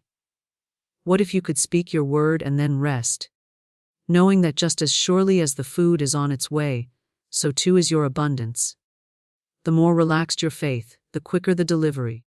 Anxiety does not speed the process, it interrupts it. Doubt does not add toppings to your order, it cancels it altogether. The spoken word is not a casual thing. Every statement of lack is an order for more lack. Every complaint about shortage is a command for more shortage. The law hears only what is spoken with conviction, whether positive or negative. To say, "I never have enough money, nothing ever works for me, wealth always escapes me," is to summon a meal of struggle again and again. The waiter does not question whether you meant it, he simply delivers. The universe does not argue with your declaration, it fulfills it with precision. If you do not like what you are served, change the order. Place a new request. Cancel the old habits of speech and thought that have kept you fed with crumbs, and instead say with authority, "I order wealth, I order plenty, I order ease, and I expect it to arrive." Imagination shows you what is possible, but your spoken word brings it into form. Many admire the pictures in their mind yet never claim them. They daydream of abundance, but their words contradict the dream. They speak of bills, of struggle, of limits, and so the kitchen of spirit receives two orders at once, one for prosperity and one for lack, and the result is confusion and delay. Just as you cannot ask for a pizza and then insist on receiving a salad, you cannot declare prosperity and then insist on limitation. The law obeys the clearest order, and most often the clearest order is the one repeated with the strongest emotion. This is why many live and struggle. They dream of wealth in silence, but cry aloud of lack every day. The stronger order is the one the universe must serve. Faith is the great confirmer. Faith says, "What I have spoken is already mine." Faith is not waiting to see before believing. It is resting in knowing that unseen forces are already preparing the way. Just as you trust the cook to prepare the meal, so you must trust the invisible to prepare your wealth. You do not stand impatiently in the kitchen doorway. You take your seat and ready yourself to receive. The one who trusts most fully receives most swiftly, because the law flows without obstruction through calm expectation. Worry, fear, and doubt are obstructions in the channel. Remove them, and abundance flows as naturally as water downhill. You must also learn to resist the temptation to explain or justify your order. If you ask for wealth and others say, "You are unrealistic, you do not deserve that," you should be satisfied with less. Do not let their voices cancel your declaration. No diner explains to the waiter why they deserve their meal. They simply place the order. In the same way, you need no justification before the universe. You are not required to prove your worthiness. Your worthiness is already established by the fact that you exist. The very breath of life within you is proof that you are meant to live fully, and fullness includes abundance. If you were meant for lack, you would not be given imagination. Imagination is the evidence of your right to choose more. There is a danger in overthinking the process. Some imagine they must know the exact path through which wealth will come. They say, "If I cannot see how, I cannot believe." But no diner insists on knowing each step of the recipe before placing an order. You do not need to know how the flour was milled, how the oven was heated, how the dough will rise. You trust that the chef knows, and you expect the result. The same law applies to wealth. You need not dictate the path, you need only state the result. The how is handled by Spirit, the unseen arranger of all things. To insist on knowing the path is to step into the kitchen and interfere with the cook. Trust is the key. The less you meddle, the smoother the delivery. Some believe they must earn the right to abundance through suffering or sacrifice. They cling to the belief that only through endless labor will prosperity arrive. Yet the law does not require suffering, it requires clarity. The waiter does not ask you to wash dishes before bringing your meal. The kitchen does not demand you prove yourself worthy of food. You are served because you asked. Wealth comes the same way. The belief in struggle is a false law created by human thought, not a decree of Spirit. Break that false belief by speaking a new word. I receive with ease, I prosper without struggle. Wealth is mine by divine right. The moment you declare it, the false law begins to dissolve, and the true law takes its place. Every spoken word is a seed. Some plant seeds of prosperity, others plant seeds of poverty, but the soil of the universe does not discriminate. It grows whatever is planted. If you scatter weeds with your speech, you cannot complain when weeds appear in your garden. If you scatter wealth with your declarations, you will reap wealth in return. The choice of seed is always yours. The harvest is always true to the planting. Speak wealth, expect wealth, and wealth must come, for the law cannot contradict itself. The universe is a ceaseless giver, and yet the majority of people walk through life as if it were a reluctant master holding back its treasures. The truth is quite the opposite. Life is generous beyond measure, overflowing in every direction, but it requires your recognition, your spoken command, your acceptance. Just as no restaurant prepares a dish without an order, no abundance flows without a declaration. The menu of Spirit is infinite, but it is useless to the one who never opens their mouth to claim what is theirs. Imagine sitting before an endless feast, tables heavy with food, dishes shining with variety, and yet keeping silent, hoping perhaps a plate will fall into your lap by accident. This is how many live. Surrounded by potential wealth yet refusing to place their order. When you say, "I order wealth," you activate the law in the simplest way. There is no complexity in Spirit, no secret code, no hidden door. The door has always been open, and the key has always been your word. You speak, and it is so. You declare, and the unseen forces of life begin to assemble your order. To hesitate is to delay, to doubt is to cancel. To contradict is to confuse the process. When you place your order for food, you do not look at the waiter and say, "Bring me a meal." But I doubt you can, and if it takes too long I will cancel, and if it costs too much I will refuse it. No, you decide clearly. You speak with confidence, and then you wait in ease, trusting that it is on the way. Wealth follows the same pattern. It is not for you to figure out the kitchen, it is for you to order and expect. The trouble is that people are trained from childhood to speak more about lack than about abundance. They repeat phrases of limitation as if they were prayers. They say, "Money doesn't grow on trees, life is hard, nothing comes easy. You must struggle to survive." Each of these words is an order placed in the universal kitchen.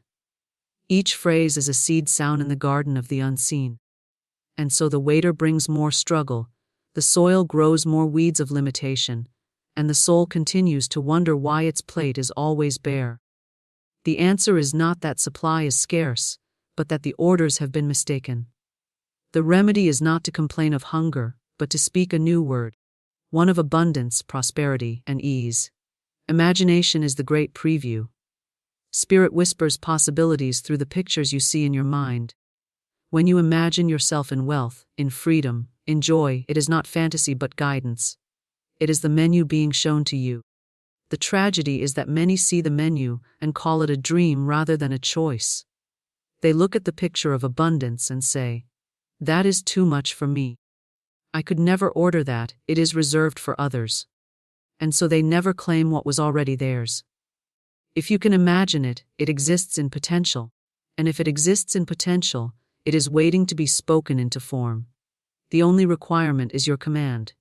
Faith is the strength of your order.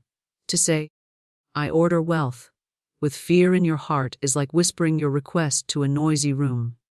It may or may not be heard. But to say it with calm certainty, with the conviction that it is already yours, is to speak directly into the ear of the law. Faith is the vibration that seals the request. Faith is the confidence that frees you from anxiety, while the unseen prepares your order. You do not see the meal the moment you ask, but you trust that it is on its way. In the same way, you may not see wealth the moment you declare it, but already the wheels are turning, the opportunities are aligning, the channels are opening. Your declaration has been heard, and the delivery has begun. Many cancel their own orders because they do not understand this principle. They say, "I order wealth," and then the next moment they speak of poverty. They say, "I am prosperous," and then they complain of bills. They say, "I expect abundance," and then they confess fear of losing everything. The universe hears the strongest order, and the strongest order is the one repeated most often with the greatest emotion. Fear spoken with passion is more powerful than prosperity whispered without conviction. This is why lives seem to be filled with lack. Not because the law refuses, but because fear is spoken louder than faith. To change your life, you must change your speech. Every word is a command, every sentence is an order. To say, "I cannot afford it," is to order more of the same. To say, "Wealth flows to me in countless ways," is to order a new dish from the unseen kitchen. To say, "Money is scarce," is to call forth scarcity. To say, "I prosper regardless of appearances," is to summon prosperity. The waiter of the universe never questions whether you deserve your order, never debates whether it is right or wrong, never argues with your choice. It simply delivers. The question is not whether life is generous, but whether you are clear in your order. The greatest mistake is to look to appearances for confirmation. People say, "I will believe I am wealthy once I see it." But this is like saying, "I will place my order after the food arrives." It is backwards. The seeing follows the speaking, not the other way around. Faith speaks first, appearances follow after. When you declare prosperity in the face of lack, you place the true order. When you declare abundance despite the evidence of poverty, you set the law in motion. Appearances are shadows. The substance is unseen. Shadows change, substance remains. Place your trust in the unseen, and the seen will soon match it. You must also learn to rest after placing your order. The restless mind wants to interfere with the kitchen, to dictate how the order should be prepared, to worry whether the ingredients exist, to demand a timeline.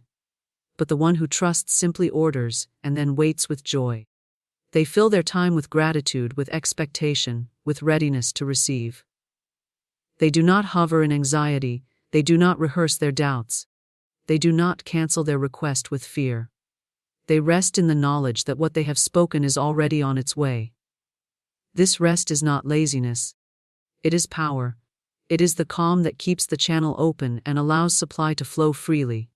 Wealth is as natural as the rising of the sun, as simple as the falling of rain, as effortless as the blossoming of a flower. It is not a rare privilege.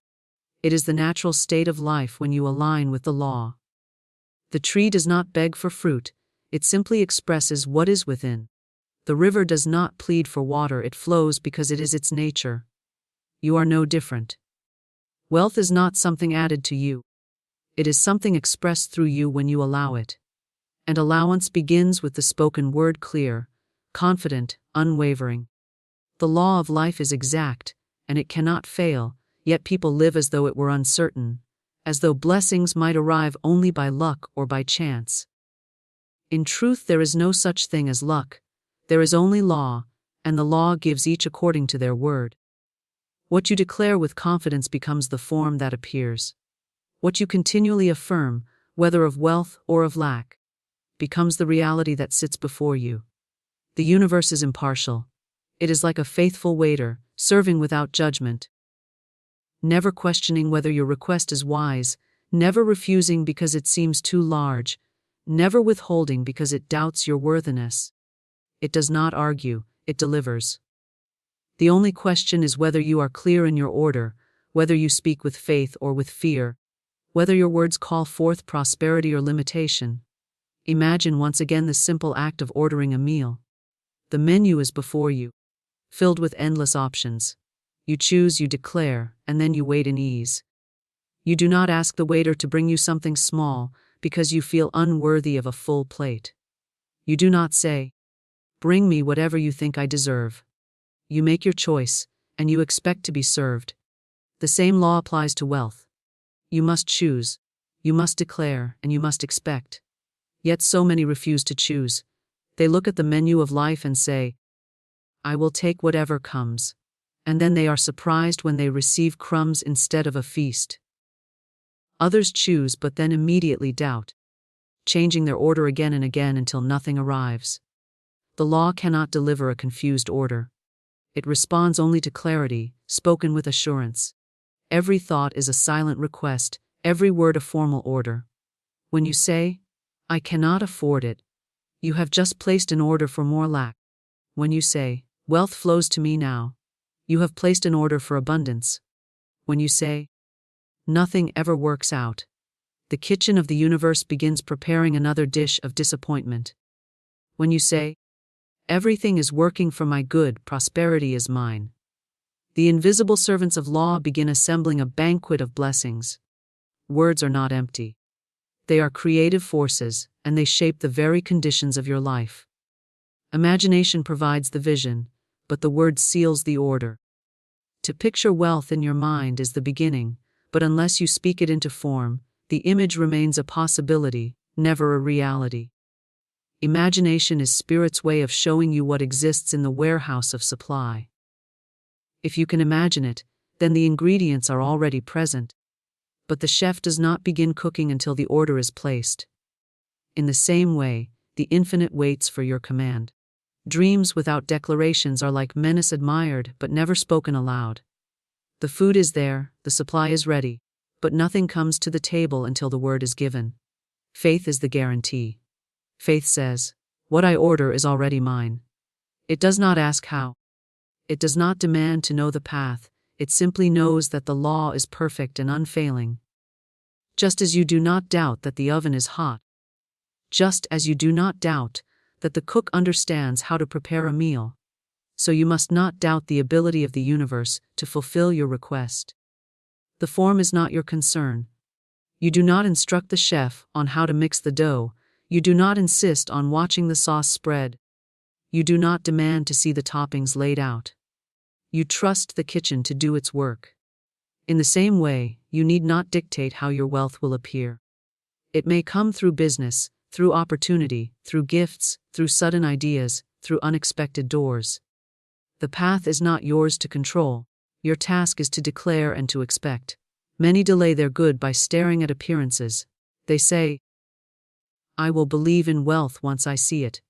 But this is like refusing to place an order until the food has already arrived.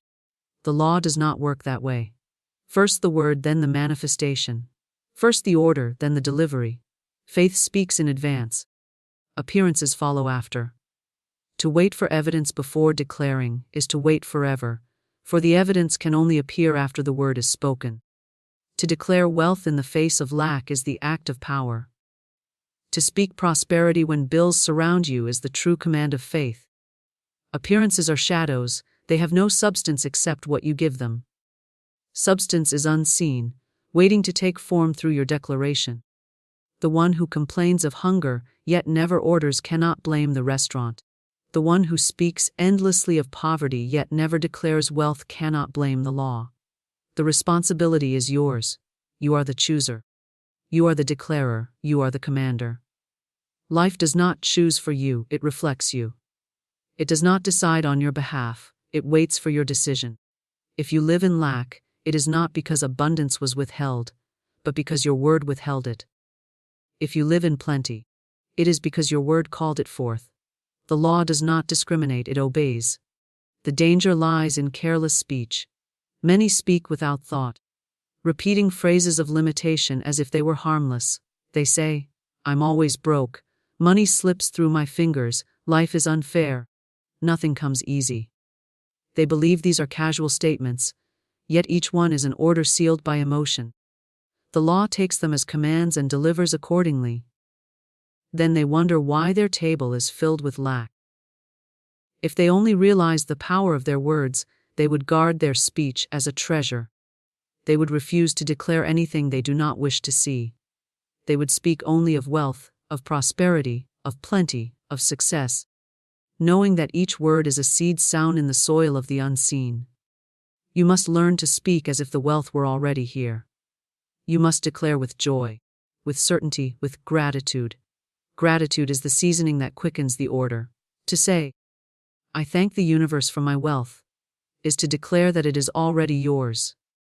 Gratitude carries faith, and faith speeds the delivery. The one who thanks before seeing receives sooner than the one who waits to see before thanking.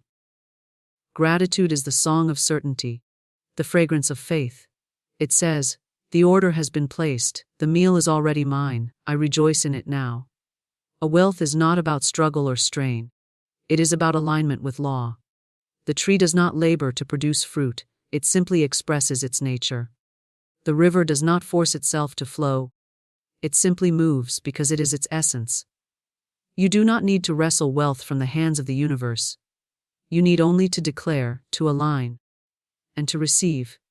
Your declaration opens the channel, your faith keeps it clear, your gratitude quickens the flow. The law does the rest. When you hold a lottery ticket in your hand, it is not just a slip of paper with numbers printed on it. It becomes a mirror of what you truly believe about yourself, your destiny, and the invisible laws that govern your life. Most people approach it with hope tainted by doubt, with excitement dimmed by fear, whispering to themselves, "What if I lose?" But every thought you release before you even scratch the surface of that ticket determines the power you call into your life. Understand this: words are forces, and thoughts are seeds. Every word you speak either summons or repels the very things you desire. Before the ink dries on your expectations, your inner dialogue has already decided the outcome. And this is why what you say before a lottery ticket, what you declare with authority and certainty, can become the gateway to either scarcity or abundance.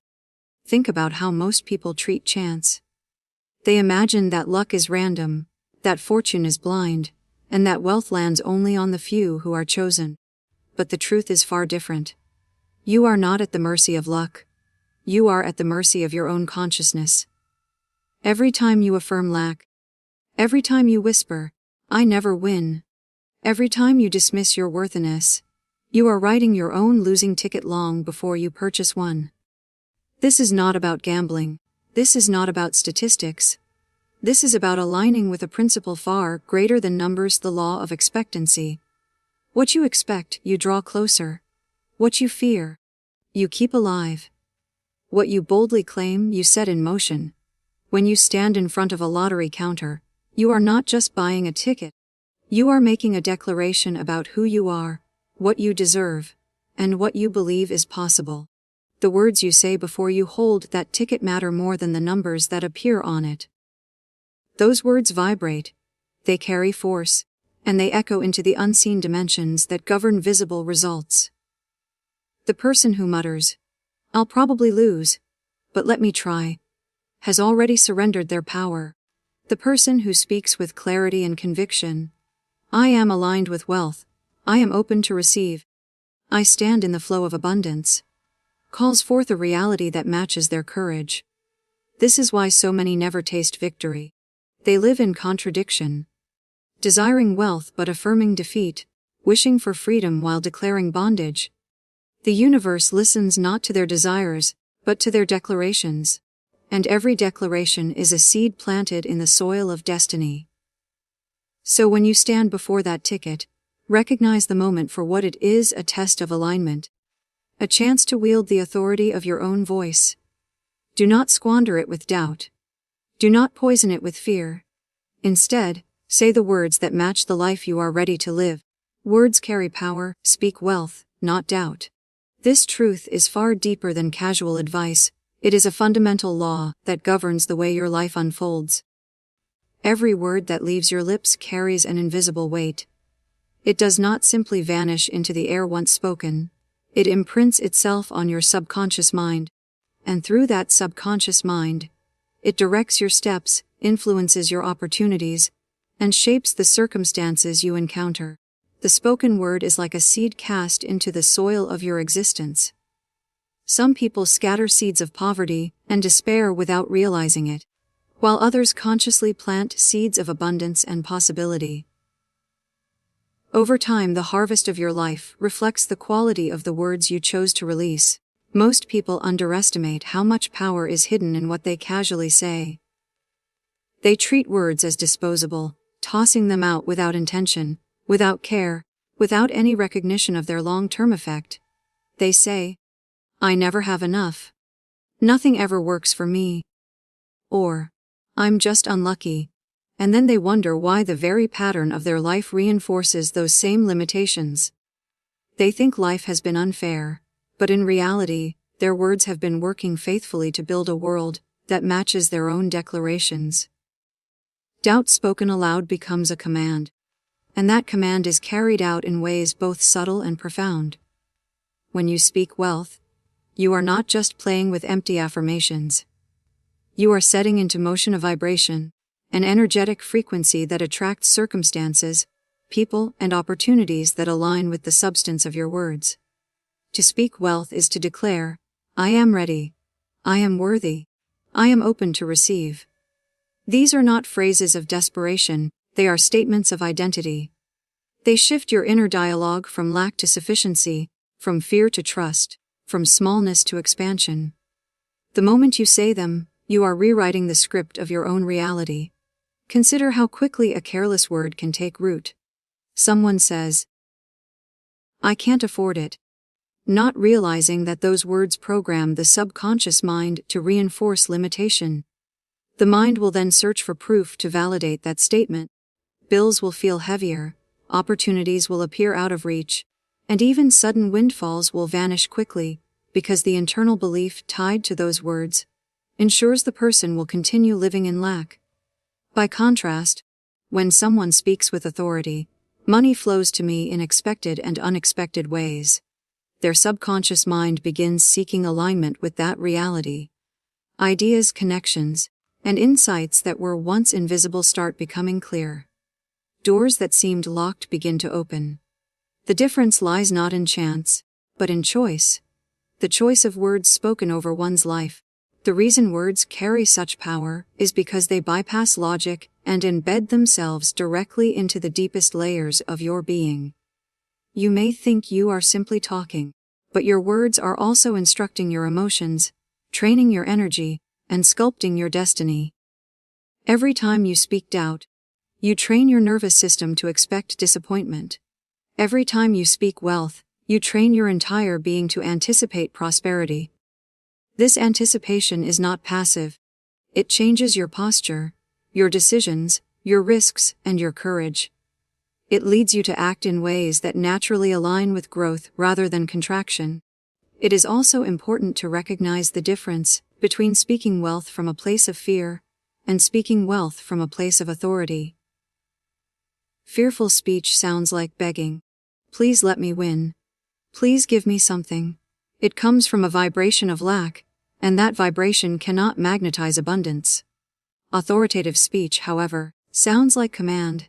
I am open to receive. I am one with abundance. Wealth belongs to me as naturally as breath. This is not arrogance. It is alignment. It is not wishful thinking. It is recognition of a truth already available, waiting to be claimed. Think of a child repeating over and over, "I'm not good enough." Over time, those words become cemented in the child's identity. They grow into an adult who unconsciously sabotages their own success, because the words they once repeated built a prison around their potential. Now imagine the opposite. A child who grows up hearing, "You are capable. You are brilliant. You are destined for greatness." Those words become internalized, and that child grows into an adult who naturally assumes opportunity is meant for them. Words do not vanish. They live on. They are stored. They become a script that runs silently beneath every action. So when you say, "Speak wealth, not doubt," it is not just a positive thought. It is a discipline. It is the conscious practice of catching yourself in the act of self-sabotage and redirecting your language toward expansion. It is recognizing when your mouth is reinforcing a lie of lack and immediately replacing it with a declaration of sufficiency. It is choosing to be intentional with your words in the same way a builder is intentional with bricks. No builder carelessly stacks stones without thought, and no individual who seeks abundance should carelessly release words without awareness. Doubt, when spoken, corrodes your faith. It shrinks your possibilities. It sabotages your momentum. But wealth, when spoken, enlarges your perspective. It strengthens your resolve. It magnetizes opportunities. Even before the evidence appears, words create an atmosphere that prepares the soil for manifestation. You cannot harvest abundance in a field where seeds of doubt have been planted. You cannot live in prosperity while speaking poverty. The two cannot coexist. The words you choose act as the architects of the life you either desire or dread. This is why people who continually say, "I never win, I never get ahead, money doesn't stick to me," are always proven right. Not because life is cruel, but because their words are law. The universe, in its precision, delivers them exactly what they have been commanding. And those who speak differently, who declare wealth, who affirm abundance, who speak victory before evidence appears, find themselves drawing in resources and blessings in ways that others call luck, but are in truth the fruit of conscious speech. Your expectations shape the outcome. This truth operates quietly in every area of life, and yet most people walk through their days unaware of how powerfully their inner expectations are scripting their outer reality. Expectation is more than hope. It is not passive or fragile. Expectation is a demand, a signal, a blueprint that your subconscious mind follows with remarkable precision. When you expect failure, you unconsciously lean toward choices that confirm it. When you expect success, you begin to align your actions, your energy, and your words in ways that make success not just possible but inevitable. Every outcome you experience has roots in expectation. Before any result takes form, expectation is already at work, shaping your attitude, influencing your decisions, guiding your focus. People who expect little from life often miss opportunities because they are not prepared to see them. They filter reality through the lens of their own low expectations, dismissing possibilities as too difficult, too unrealistic, or too good to be true. By contrast, those who expect abundance remain open to opportunities, even in places where others see none. Their expectation acts like a magnet, pulling resources, ideas, and people into their orbit. Expectation is not about statistics or probability, it is about belief. Two people can walk into the same situation, face the same odds, and emerge with entirely different outcomes, because one expected disappointment, while the other expected victory. The one who expected disappointment carried that energy like a cloak, sending subtle signals of defeat that shaped the way others responded to them. The one who expected victory radiated confidence, resilience, and openness, qualities that naturally invite cooperation, trust, and favor. The mind has a way of making your expectations come true. If you expect failure, your mind looks for evidence of failure. It draws your attention to obstacles, amplifies every setback, and reinforces the narrative that nothing works out for you. But when you expect success, your mind searches for solutions. It focuses on possibilities, notices opportunities, and gathers evidence that confirms your belief in achievement. This is not imagination. It is the very real way your brain filters and interprets information. Expectation determines the lens through which you see life, and that lens determines the choices you make. Think of someone who buys a lottery ticket while muttering, "I'll probably lose, I never win anyway." That expectation does more than reflect doubt. It sets in motion a chain of inner agreements that align with loss. The act of buying the ticket becomes symbolic, not of possibility, but of resignation. Now imagine someone who buys that same ticket with the declaration, "I am aligned with wealth, I am open to receive." Their expectation is not confined to the ticket itself, it carries into the rest of their life. They walk with a different energy, an openness that welcomes opportunities far beyond the lottery. Even if the ticket does not yield the result, the expectation continues to attract abundance through other channels. Expectation is the architect of behavior. If you expect rejection, you speak timidly, avoid risk, and withdraw before giving yourself a chance. If you expect acceptance, you communicate boldly, step forward with confidence, and seize opportunities that others hesitate to touch. The difference is rarely skill or intelligence, it is the silent but commanding power of expectation. It shapes tone, body language, persistence, and perception in ways that become self-fulfilling. This is why some people seem to live under a cloud of constant disappointment, while others continually rise. Life responds to expectation like a mirror, reflecting back the assumptions you project into it. If you expect joy, you begin to notice joy in small places. If you expect struggle, you find yourself surrounded by endless reasons to validate that belief. The same reality can produce vastly different experiences, depending on the expectations carried into it.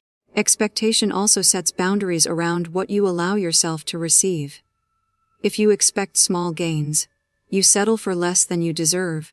You do not pursue larger opportunities, because you do not believe they are for you. If you expect abundance, you allow yourself to aim higher, to demand more, to step into spaces that others shy away from. Expectation becomes the gatekeeper of your destiny, opening doors to greater levels of success or closing them before you even try the handle. The power of expectation is not limited to external outcomes, it also influences your internal state. When you expect good, your nervous system calms, your body relaxes, your mind sharpens. You are more creative, more resilient, more capable of handling setbacks with grace. When you expect bad, your body tenses, your stress levels rise, your vision narrows. You become reactive rather than proactive, defensive rather than open. In this way, expectation not only determines what happens outside you, but also what happens within you. You can see the proof of expectation everywhere. The athlete who expects victory trains differently, plays differently, and endures differently than the one who expects defeat. The student who expects to learn absorbs knowledge more readily than the one who expects to fail. The entrepreneur who expects growth persists through obstacles that would crush someone who expects collapse. These differences are not accidental. They are the natural consequences of the law of expectation. What you expect shapes the outcome, because expectation is faith in motion. It is the invisible contract you sign with the universe, declaring in advance what you are prepared to experience. It is not wishful thinking, it is a command. It tells life what to deliver, and life, in its precision, delivers accordingly. Those who master expectation do not leave results to chance. They write the script in advance and walk into it with certainty. A lottery ticket reflects your inner belief. It is never just a slip of paper with numbers on it, though most people treat it that way. They see only the surface, a printed sequence and the possibility of sudden wealth. But beneath the surface, something more revealing is at play. The way you feel when you buy it, the thoughts you entertain as you hold it, and the words you speak before and after. All of these are reflections of what you truly believe about yourself, about money, and about the life you think you deserve. The ticket itself is neutral. It carries no power apart from the meaning you assign it. What makes it significant is how it mirrors the condition of your consciousness. For one person, the lottery ticket becomes a symbol of desperation. They purchase it with the unspoken thought that this is their only chance to escape lack, that without a miracle, their situation will never improve. That belief seeps into the transaction, and the energy carried into the moment is one of fear, scarcity, and dependence. For another person, the same ticket represents playfulness, curiosity, or an affirmation of abundance. They do not depend on it. They see it as one of many possible channels through which wealth can flow. The belief behind the action is different, and so the energy surrounding it is different. What the ticket reveals is not luck or chance, but the hidden script of the person who holds it. Belief is the root, and the lottery ticket is simply the leaf that shows what is growing beneath the surface. If you believe life is stacked against you, that money is always scarce, that blessings never reach your hands, then buying a ticket only reinforces those inner convictions. You may even say, "I'll never win," or "this is just a waste," and those words expose the belief long before the numbers are drawn. On the other hand, if you believe abundance is natural, if you believe wealth is your birthright, if you believe good flows toward you in endless ways, then the ticket becomes another expression of that belief. Whether or not the ticket brings winnings, the belief it reflects ensures wealth finds its way to you through other channels. This is why two people can stand in the same line, purchase the same kind of ticket, and walk away with entirely different experiences of the same act. One feels hopeless, weighed down, already defeated by their own thoughts. The other feels light, empowered, already in possession of wealth, even before scratching the surface. The ticket does not determine the difference.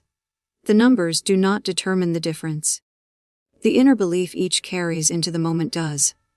The subconscious mind listens to everything you say and do. When you buy a lottery ticket while declaring, "I never win," your subconscious stores that as truth. It will then seek to confirm that belief in the outer world, not just in gambling but in business, relationships, and opportunities. When you approach the ticket with conviction, saying, "Wealth is drawn to me," your subconscious aligns with that affirmation.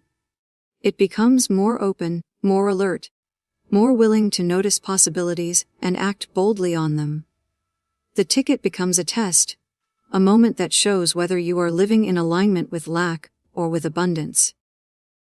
Some treat the lottery as their last resort, because deep down, they do not believe they can create wealth in any other way. Their inner belief is that they are powerless, that they are at the mercy of chance. Others treat the lottery as a playful expression, because their inner belief is that wealth is already theirs, and the ticket is just one of many doors that could open. That difference in belief changes not only the emotional tone of the moment, but also the trajectory of their lives.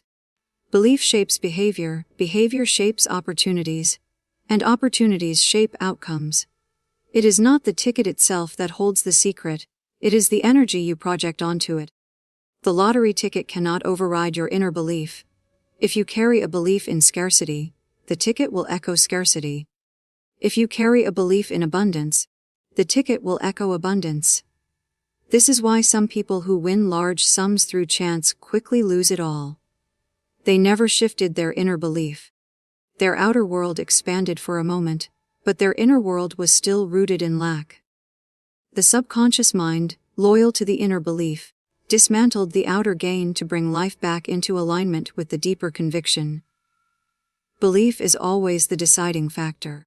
You cannot draw to yourself anything you do not believe is possible for you. You may desire wealth, you may long for freedom, you may chase after chance, but if you believe you are unworthy of abundance, if you believe money is evil, if you believe good cannot last, Then every lottery ticket you buy will only serve as a mirror reflecting those convictions. The numbers are irrelevant. The belief is everything. When you recognize this, the act of holding a ticket takes on new meaning. It becomes an opportunity to examine yourself. What do you feel as you hold it? Do you feel fear? Do you feel excitement? Do you hear the whisper of doubt in your mind? Or do you hear the voice of certainty? The ticket shows you where you stand. It is not the instrument of wealth but the mirror of belief. If you do not like what you see in that reflection, the work is not in the numbers but in yourself. You must shift the belief, and then the reflection will shift accordingly. A lottery ticket is neutral in itself, but it becomes charged with the meaning you give it. That meaning is drawn from your belief system, the deep and often unspoken assumptions that guide your life. If your belief is strong, if it is rooted in abundance and expectancy, the ticket becomes a declaration. If your belief is weak, rooted in fear and scarcity, the ticket becomes a confession of doubt. Either way, it reveals you. It shows you what you truly think is possible, what you truly think you deserve, and what you truly think life will give you. Align declarations with abundance, not fear. Every word you speak plants itself as a command in the soil of your subconscious mind, and from that soil grows the reality you walk in. Most people are unaware that their daily declarations are shaping their destiny. They move through their lives speaking words of limitation, muttering phrases of defeat, declaring lack even as they say they desire abundance. When someone says, "I never win, I can't afford it, money slips through my hands," these are not harmless statements. They are declarations, and each one is charged with emotion, with conviction, and with belief. Over time, these declarations, repeated often and spoken with certainty, build a reality that mirrors them. Fear-based declarations cannot create prosperity. They can only multiply the very conditions you fear. Abundance requires alignment. It is not enough to casually affirm something once or twice while continuing to speak fear the rest of the time. To align your declarations with abundance, you must speak from a place of authority and certainty, not desperation. When you declare abundance, you are not begging or pleading, you are commanding. You are affirming what is already true in the unseen, before it takes form in the seen. Words spoken from fear carry the vibration of lack, and lack cannot attract abundance. Words spoken from alignment carry the vibration of plenty, and plenty recognizes its own and flows toward it. Imagine someone who buys a lottery ticket, but whispers under their breath, "I'll probably lose." That declaration, though small, reveals misalignment. They desire abundance but declare defeat. They want wealth but align their words with lack. The subconscious mind, hearing this, begins to reinforce loss as the expected outcome. Now picture another person who, before holding that same ticket, says with conviction, "I am open to receive. I am aligned with wealth, prosperity flows to me." The declaration is different. It carries no begging, no fear, no contradiction. It aligns the desire with the spoken word. It matches inner belief with outward declaration, and the subconscious mind accepts it as truth, working tirelessly to bring it into form. Fear has many disguises. It can sound humble, it can sound cautious. It can even sound realistic. People will say, "I don't want to expect too much and be disappointed." Or they say, "I know money is hard to come by, but maybe I'll get lucky." These are not harmless phrases. They are fear disguised as prudence. And fear, no matter how softly it is spoken, is still fear. To align declarations with abundance, you must strip away these disguised forms of fear, and speak only what supports prosperity. Saying, "I am wealthy in every area of my life," even before the evidence shows, is not denial of reality. It is a refusal to let fear write your reality. Declarations aligned with abundance are not simply positive words. They carry an energy of certainty. They do not waver between hope and doubt. They do not mix faith with fear. They are steady, firm. Spoken with the authority of someone who knows the unseen is more powerful than the seen. When you declare abundance, you are not creating it from nothing. You are aligning yourself with what already exists in the field of possibility. Abundance is always present, but it flows where the channel is clear. Fear clogs the channel. Abundance-filled declarations open it wide. You can test this in your own life. Speak a declaration rooted in fear. Something like, I hope I don't lose everything, or I wish I had money, but it never comes. Notice the heaviness it creates in your body, the contraction, the shrinking energy. Then speak a declaration rooted in abundance. Something like, wealth flows to me freely, I live in overflow, I am worthy of every blessing. Notice the expansion, the lightness, the sense of possibility it generates. This is alignment. The difference is not in the words alone, but in the vibration behind them. Fear-based declarations contract your life, abundance-based declarations expand it. People often wonder why they affirm prosperity, but still live in lack. The answer lies in alignment. They may say a few affirmations in the morning, but throughout the day, their declarations are filled with fear. They say, I'll never get out of debt, or this is too expensive, or I can't handle this. Each one cancels out the earlier declaration of abundance. The subconscious mind is not confused. It listens to the words spoken most often, and it obeys. If fear outweighs abundance in your declarations, fear will shape the outcome. Aligning declarations with abundance requires consistency. It is a practice, a discipline. It means catching yourself before you release words of lack, and replacing them with words of prosperity. It means refusing to agree with fear, even when circumstances seem to support it. It means speaking as though abundance is already present, because in truth it already is, waiting for your alignment to bring it forth. The more consistent you are, the stronger the belief becomes, and the stronger the belief, the faster the manifestation. The reason alignment matters so much is because words are creative. They are not empty sounds, they are forces. When spoken with conviction, they impress themselves onto the subconscious mind and ripple outward into the unseen, drawing experiences that match their vibration. Fear declares loss and attracts it. Abundance declares wealth and attracts it. The alignment of your declaration determines the harvest you reap. No farmer would plant thorns and expect roses, yet people speak fear and expect prosperity. Only when the declarations align with abundance can the outcome align with wealth. The universe responds to your spoken truth. Every sound that leaves your lips becomes more than air vibrating in space.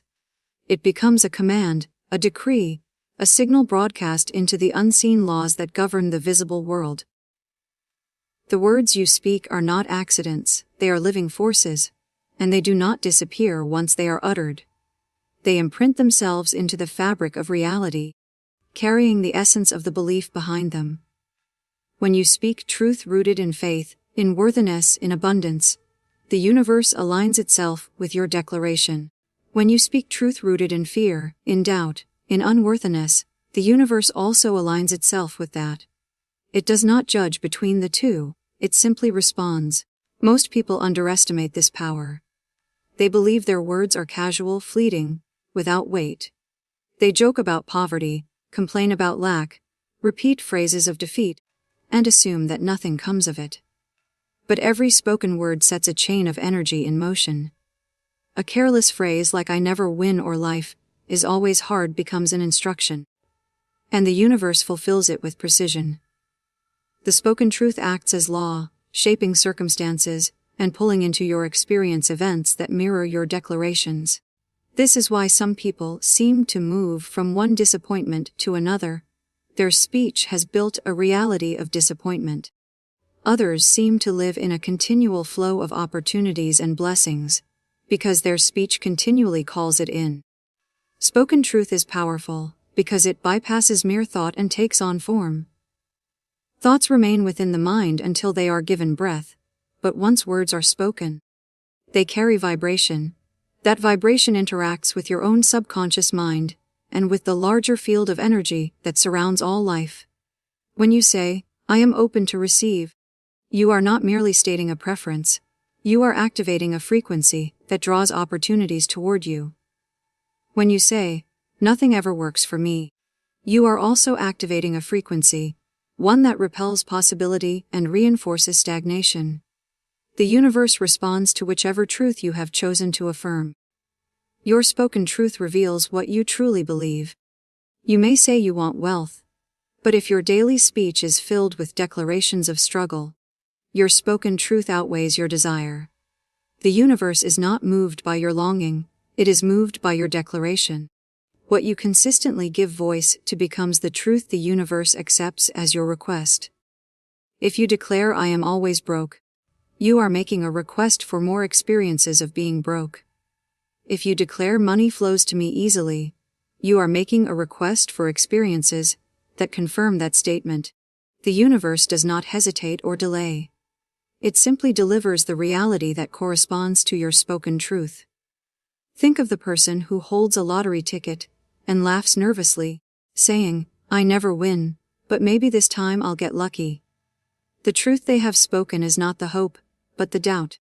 The universe hears I never win as the command, and fulfills it accordingly.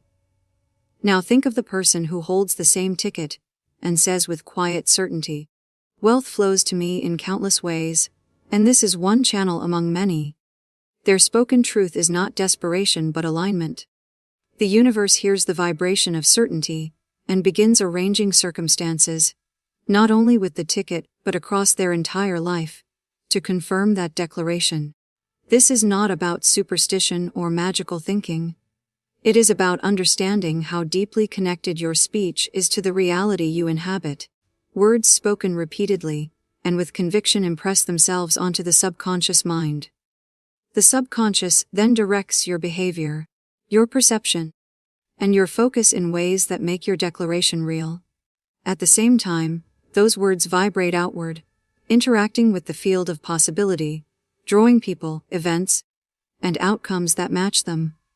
The universe is like a mirror, and your spoken truth is the image it reflects back to you. Fearful speech has the same creative power as faithful speech. Someone who continually says, I always lose, I can't keep money, everything goes wrong for me, is giving commands to the universe, and those commands are faithfully carried out. It is not punishment, it is law. The universe cannot return to you anything other than what you have declared. The mirror cannot reflect an image other than the one placed before it. But the opposite is also true. Someone who consistently declares, I am wealthy, I am favored, I am a magnet for blessings, is also giving commands. The universe, with the same precision, delivers circumstances that confirm those words. You can feel the difference when you speak. Words of fear drain your energy, tighten your body, close your spirit. Words of truth and abundance lift you, expand you, and align you with possibility. This feeling is evidence of the law in action. The vibration of your words alters your state, and your state alters the way the universe interacts with you. Every declaration is both inward and outward, imprinting your mind and summoning your reality at the same time. This is why discipline in speech is so critical. To master your life, you must master your words.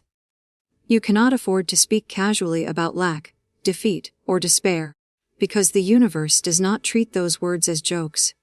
It treats them as orders. The universe does not measure intention, it measures vibration. What matters is not whether you meant the words lightly, but whether they carried belief. If you want abundance, your speech must align with abundance. If you want freedom, your speech must align with freedom.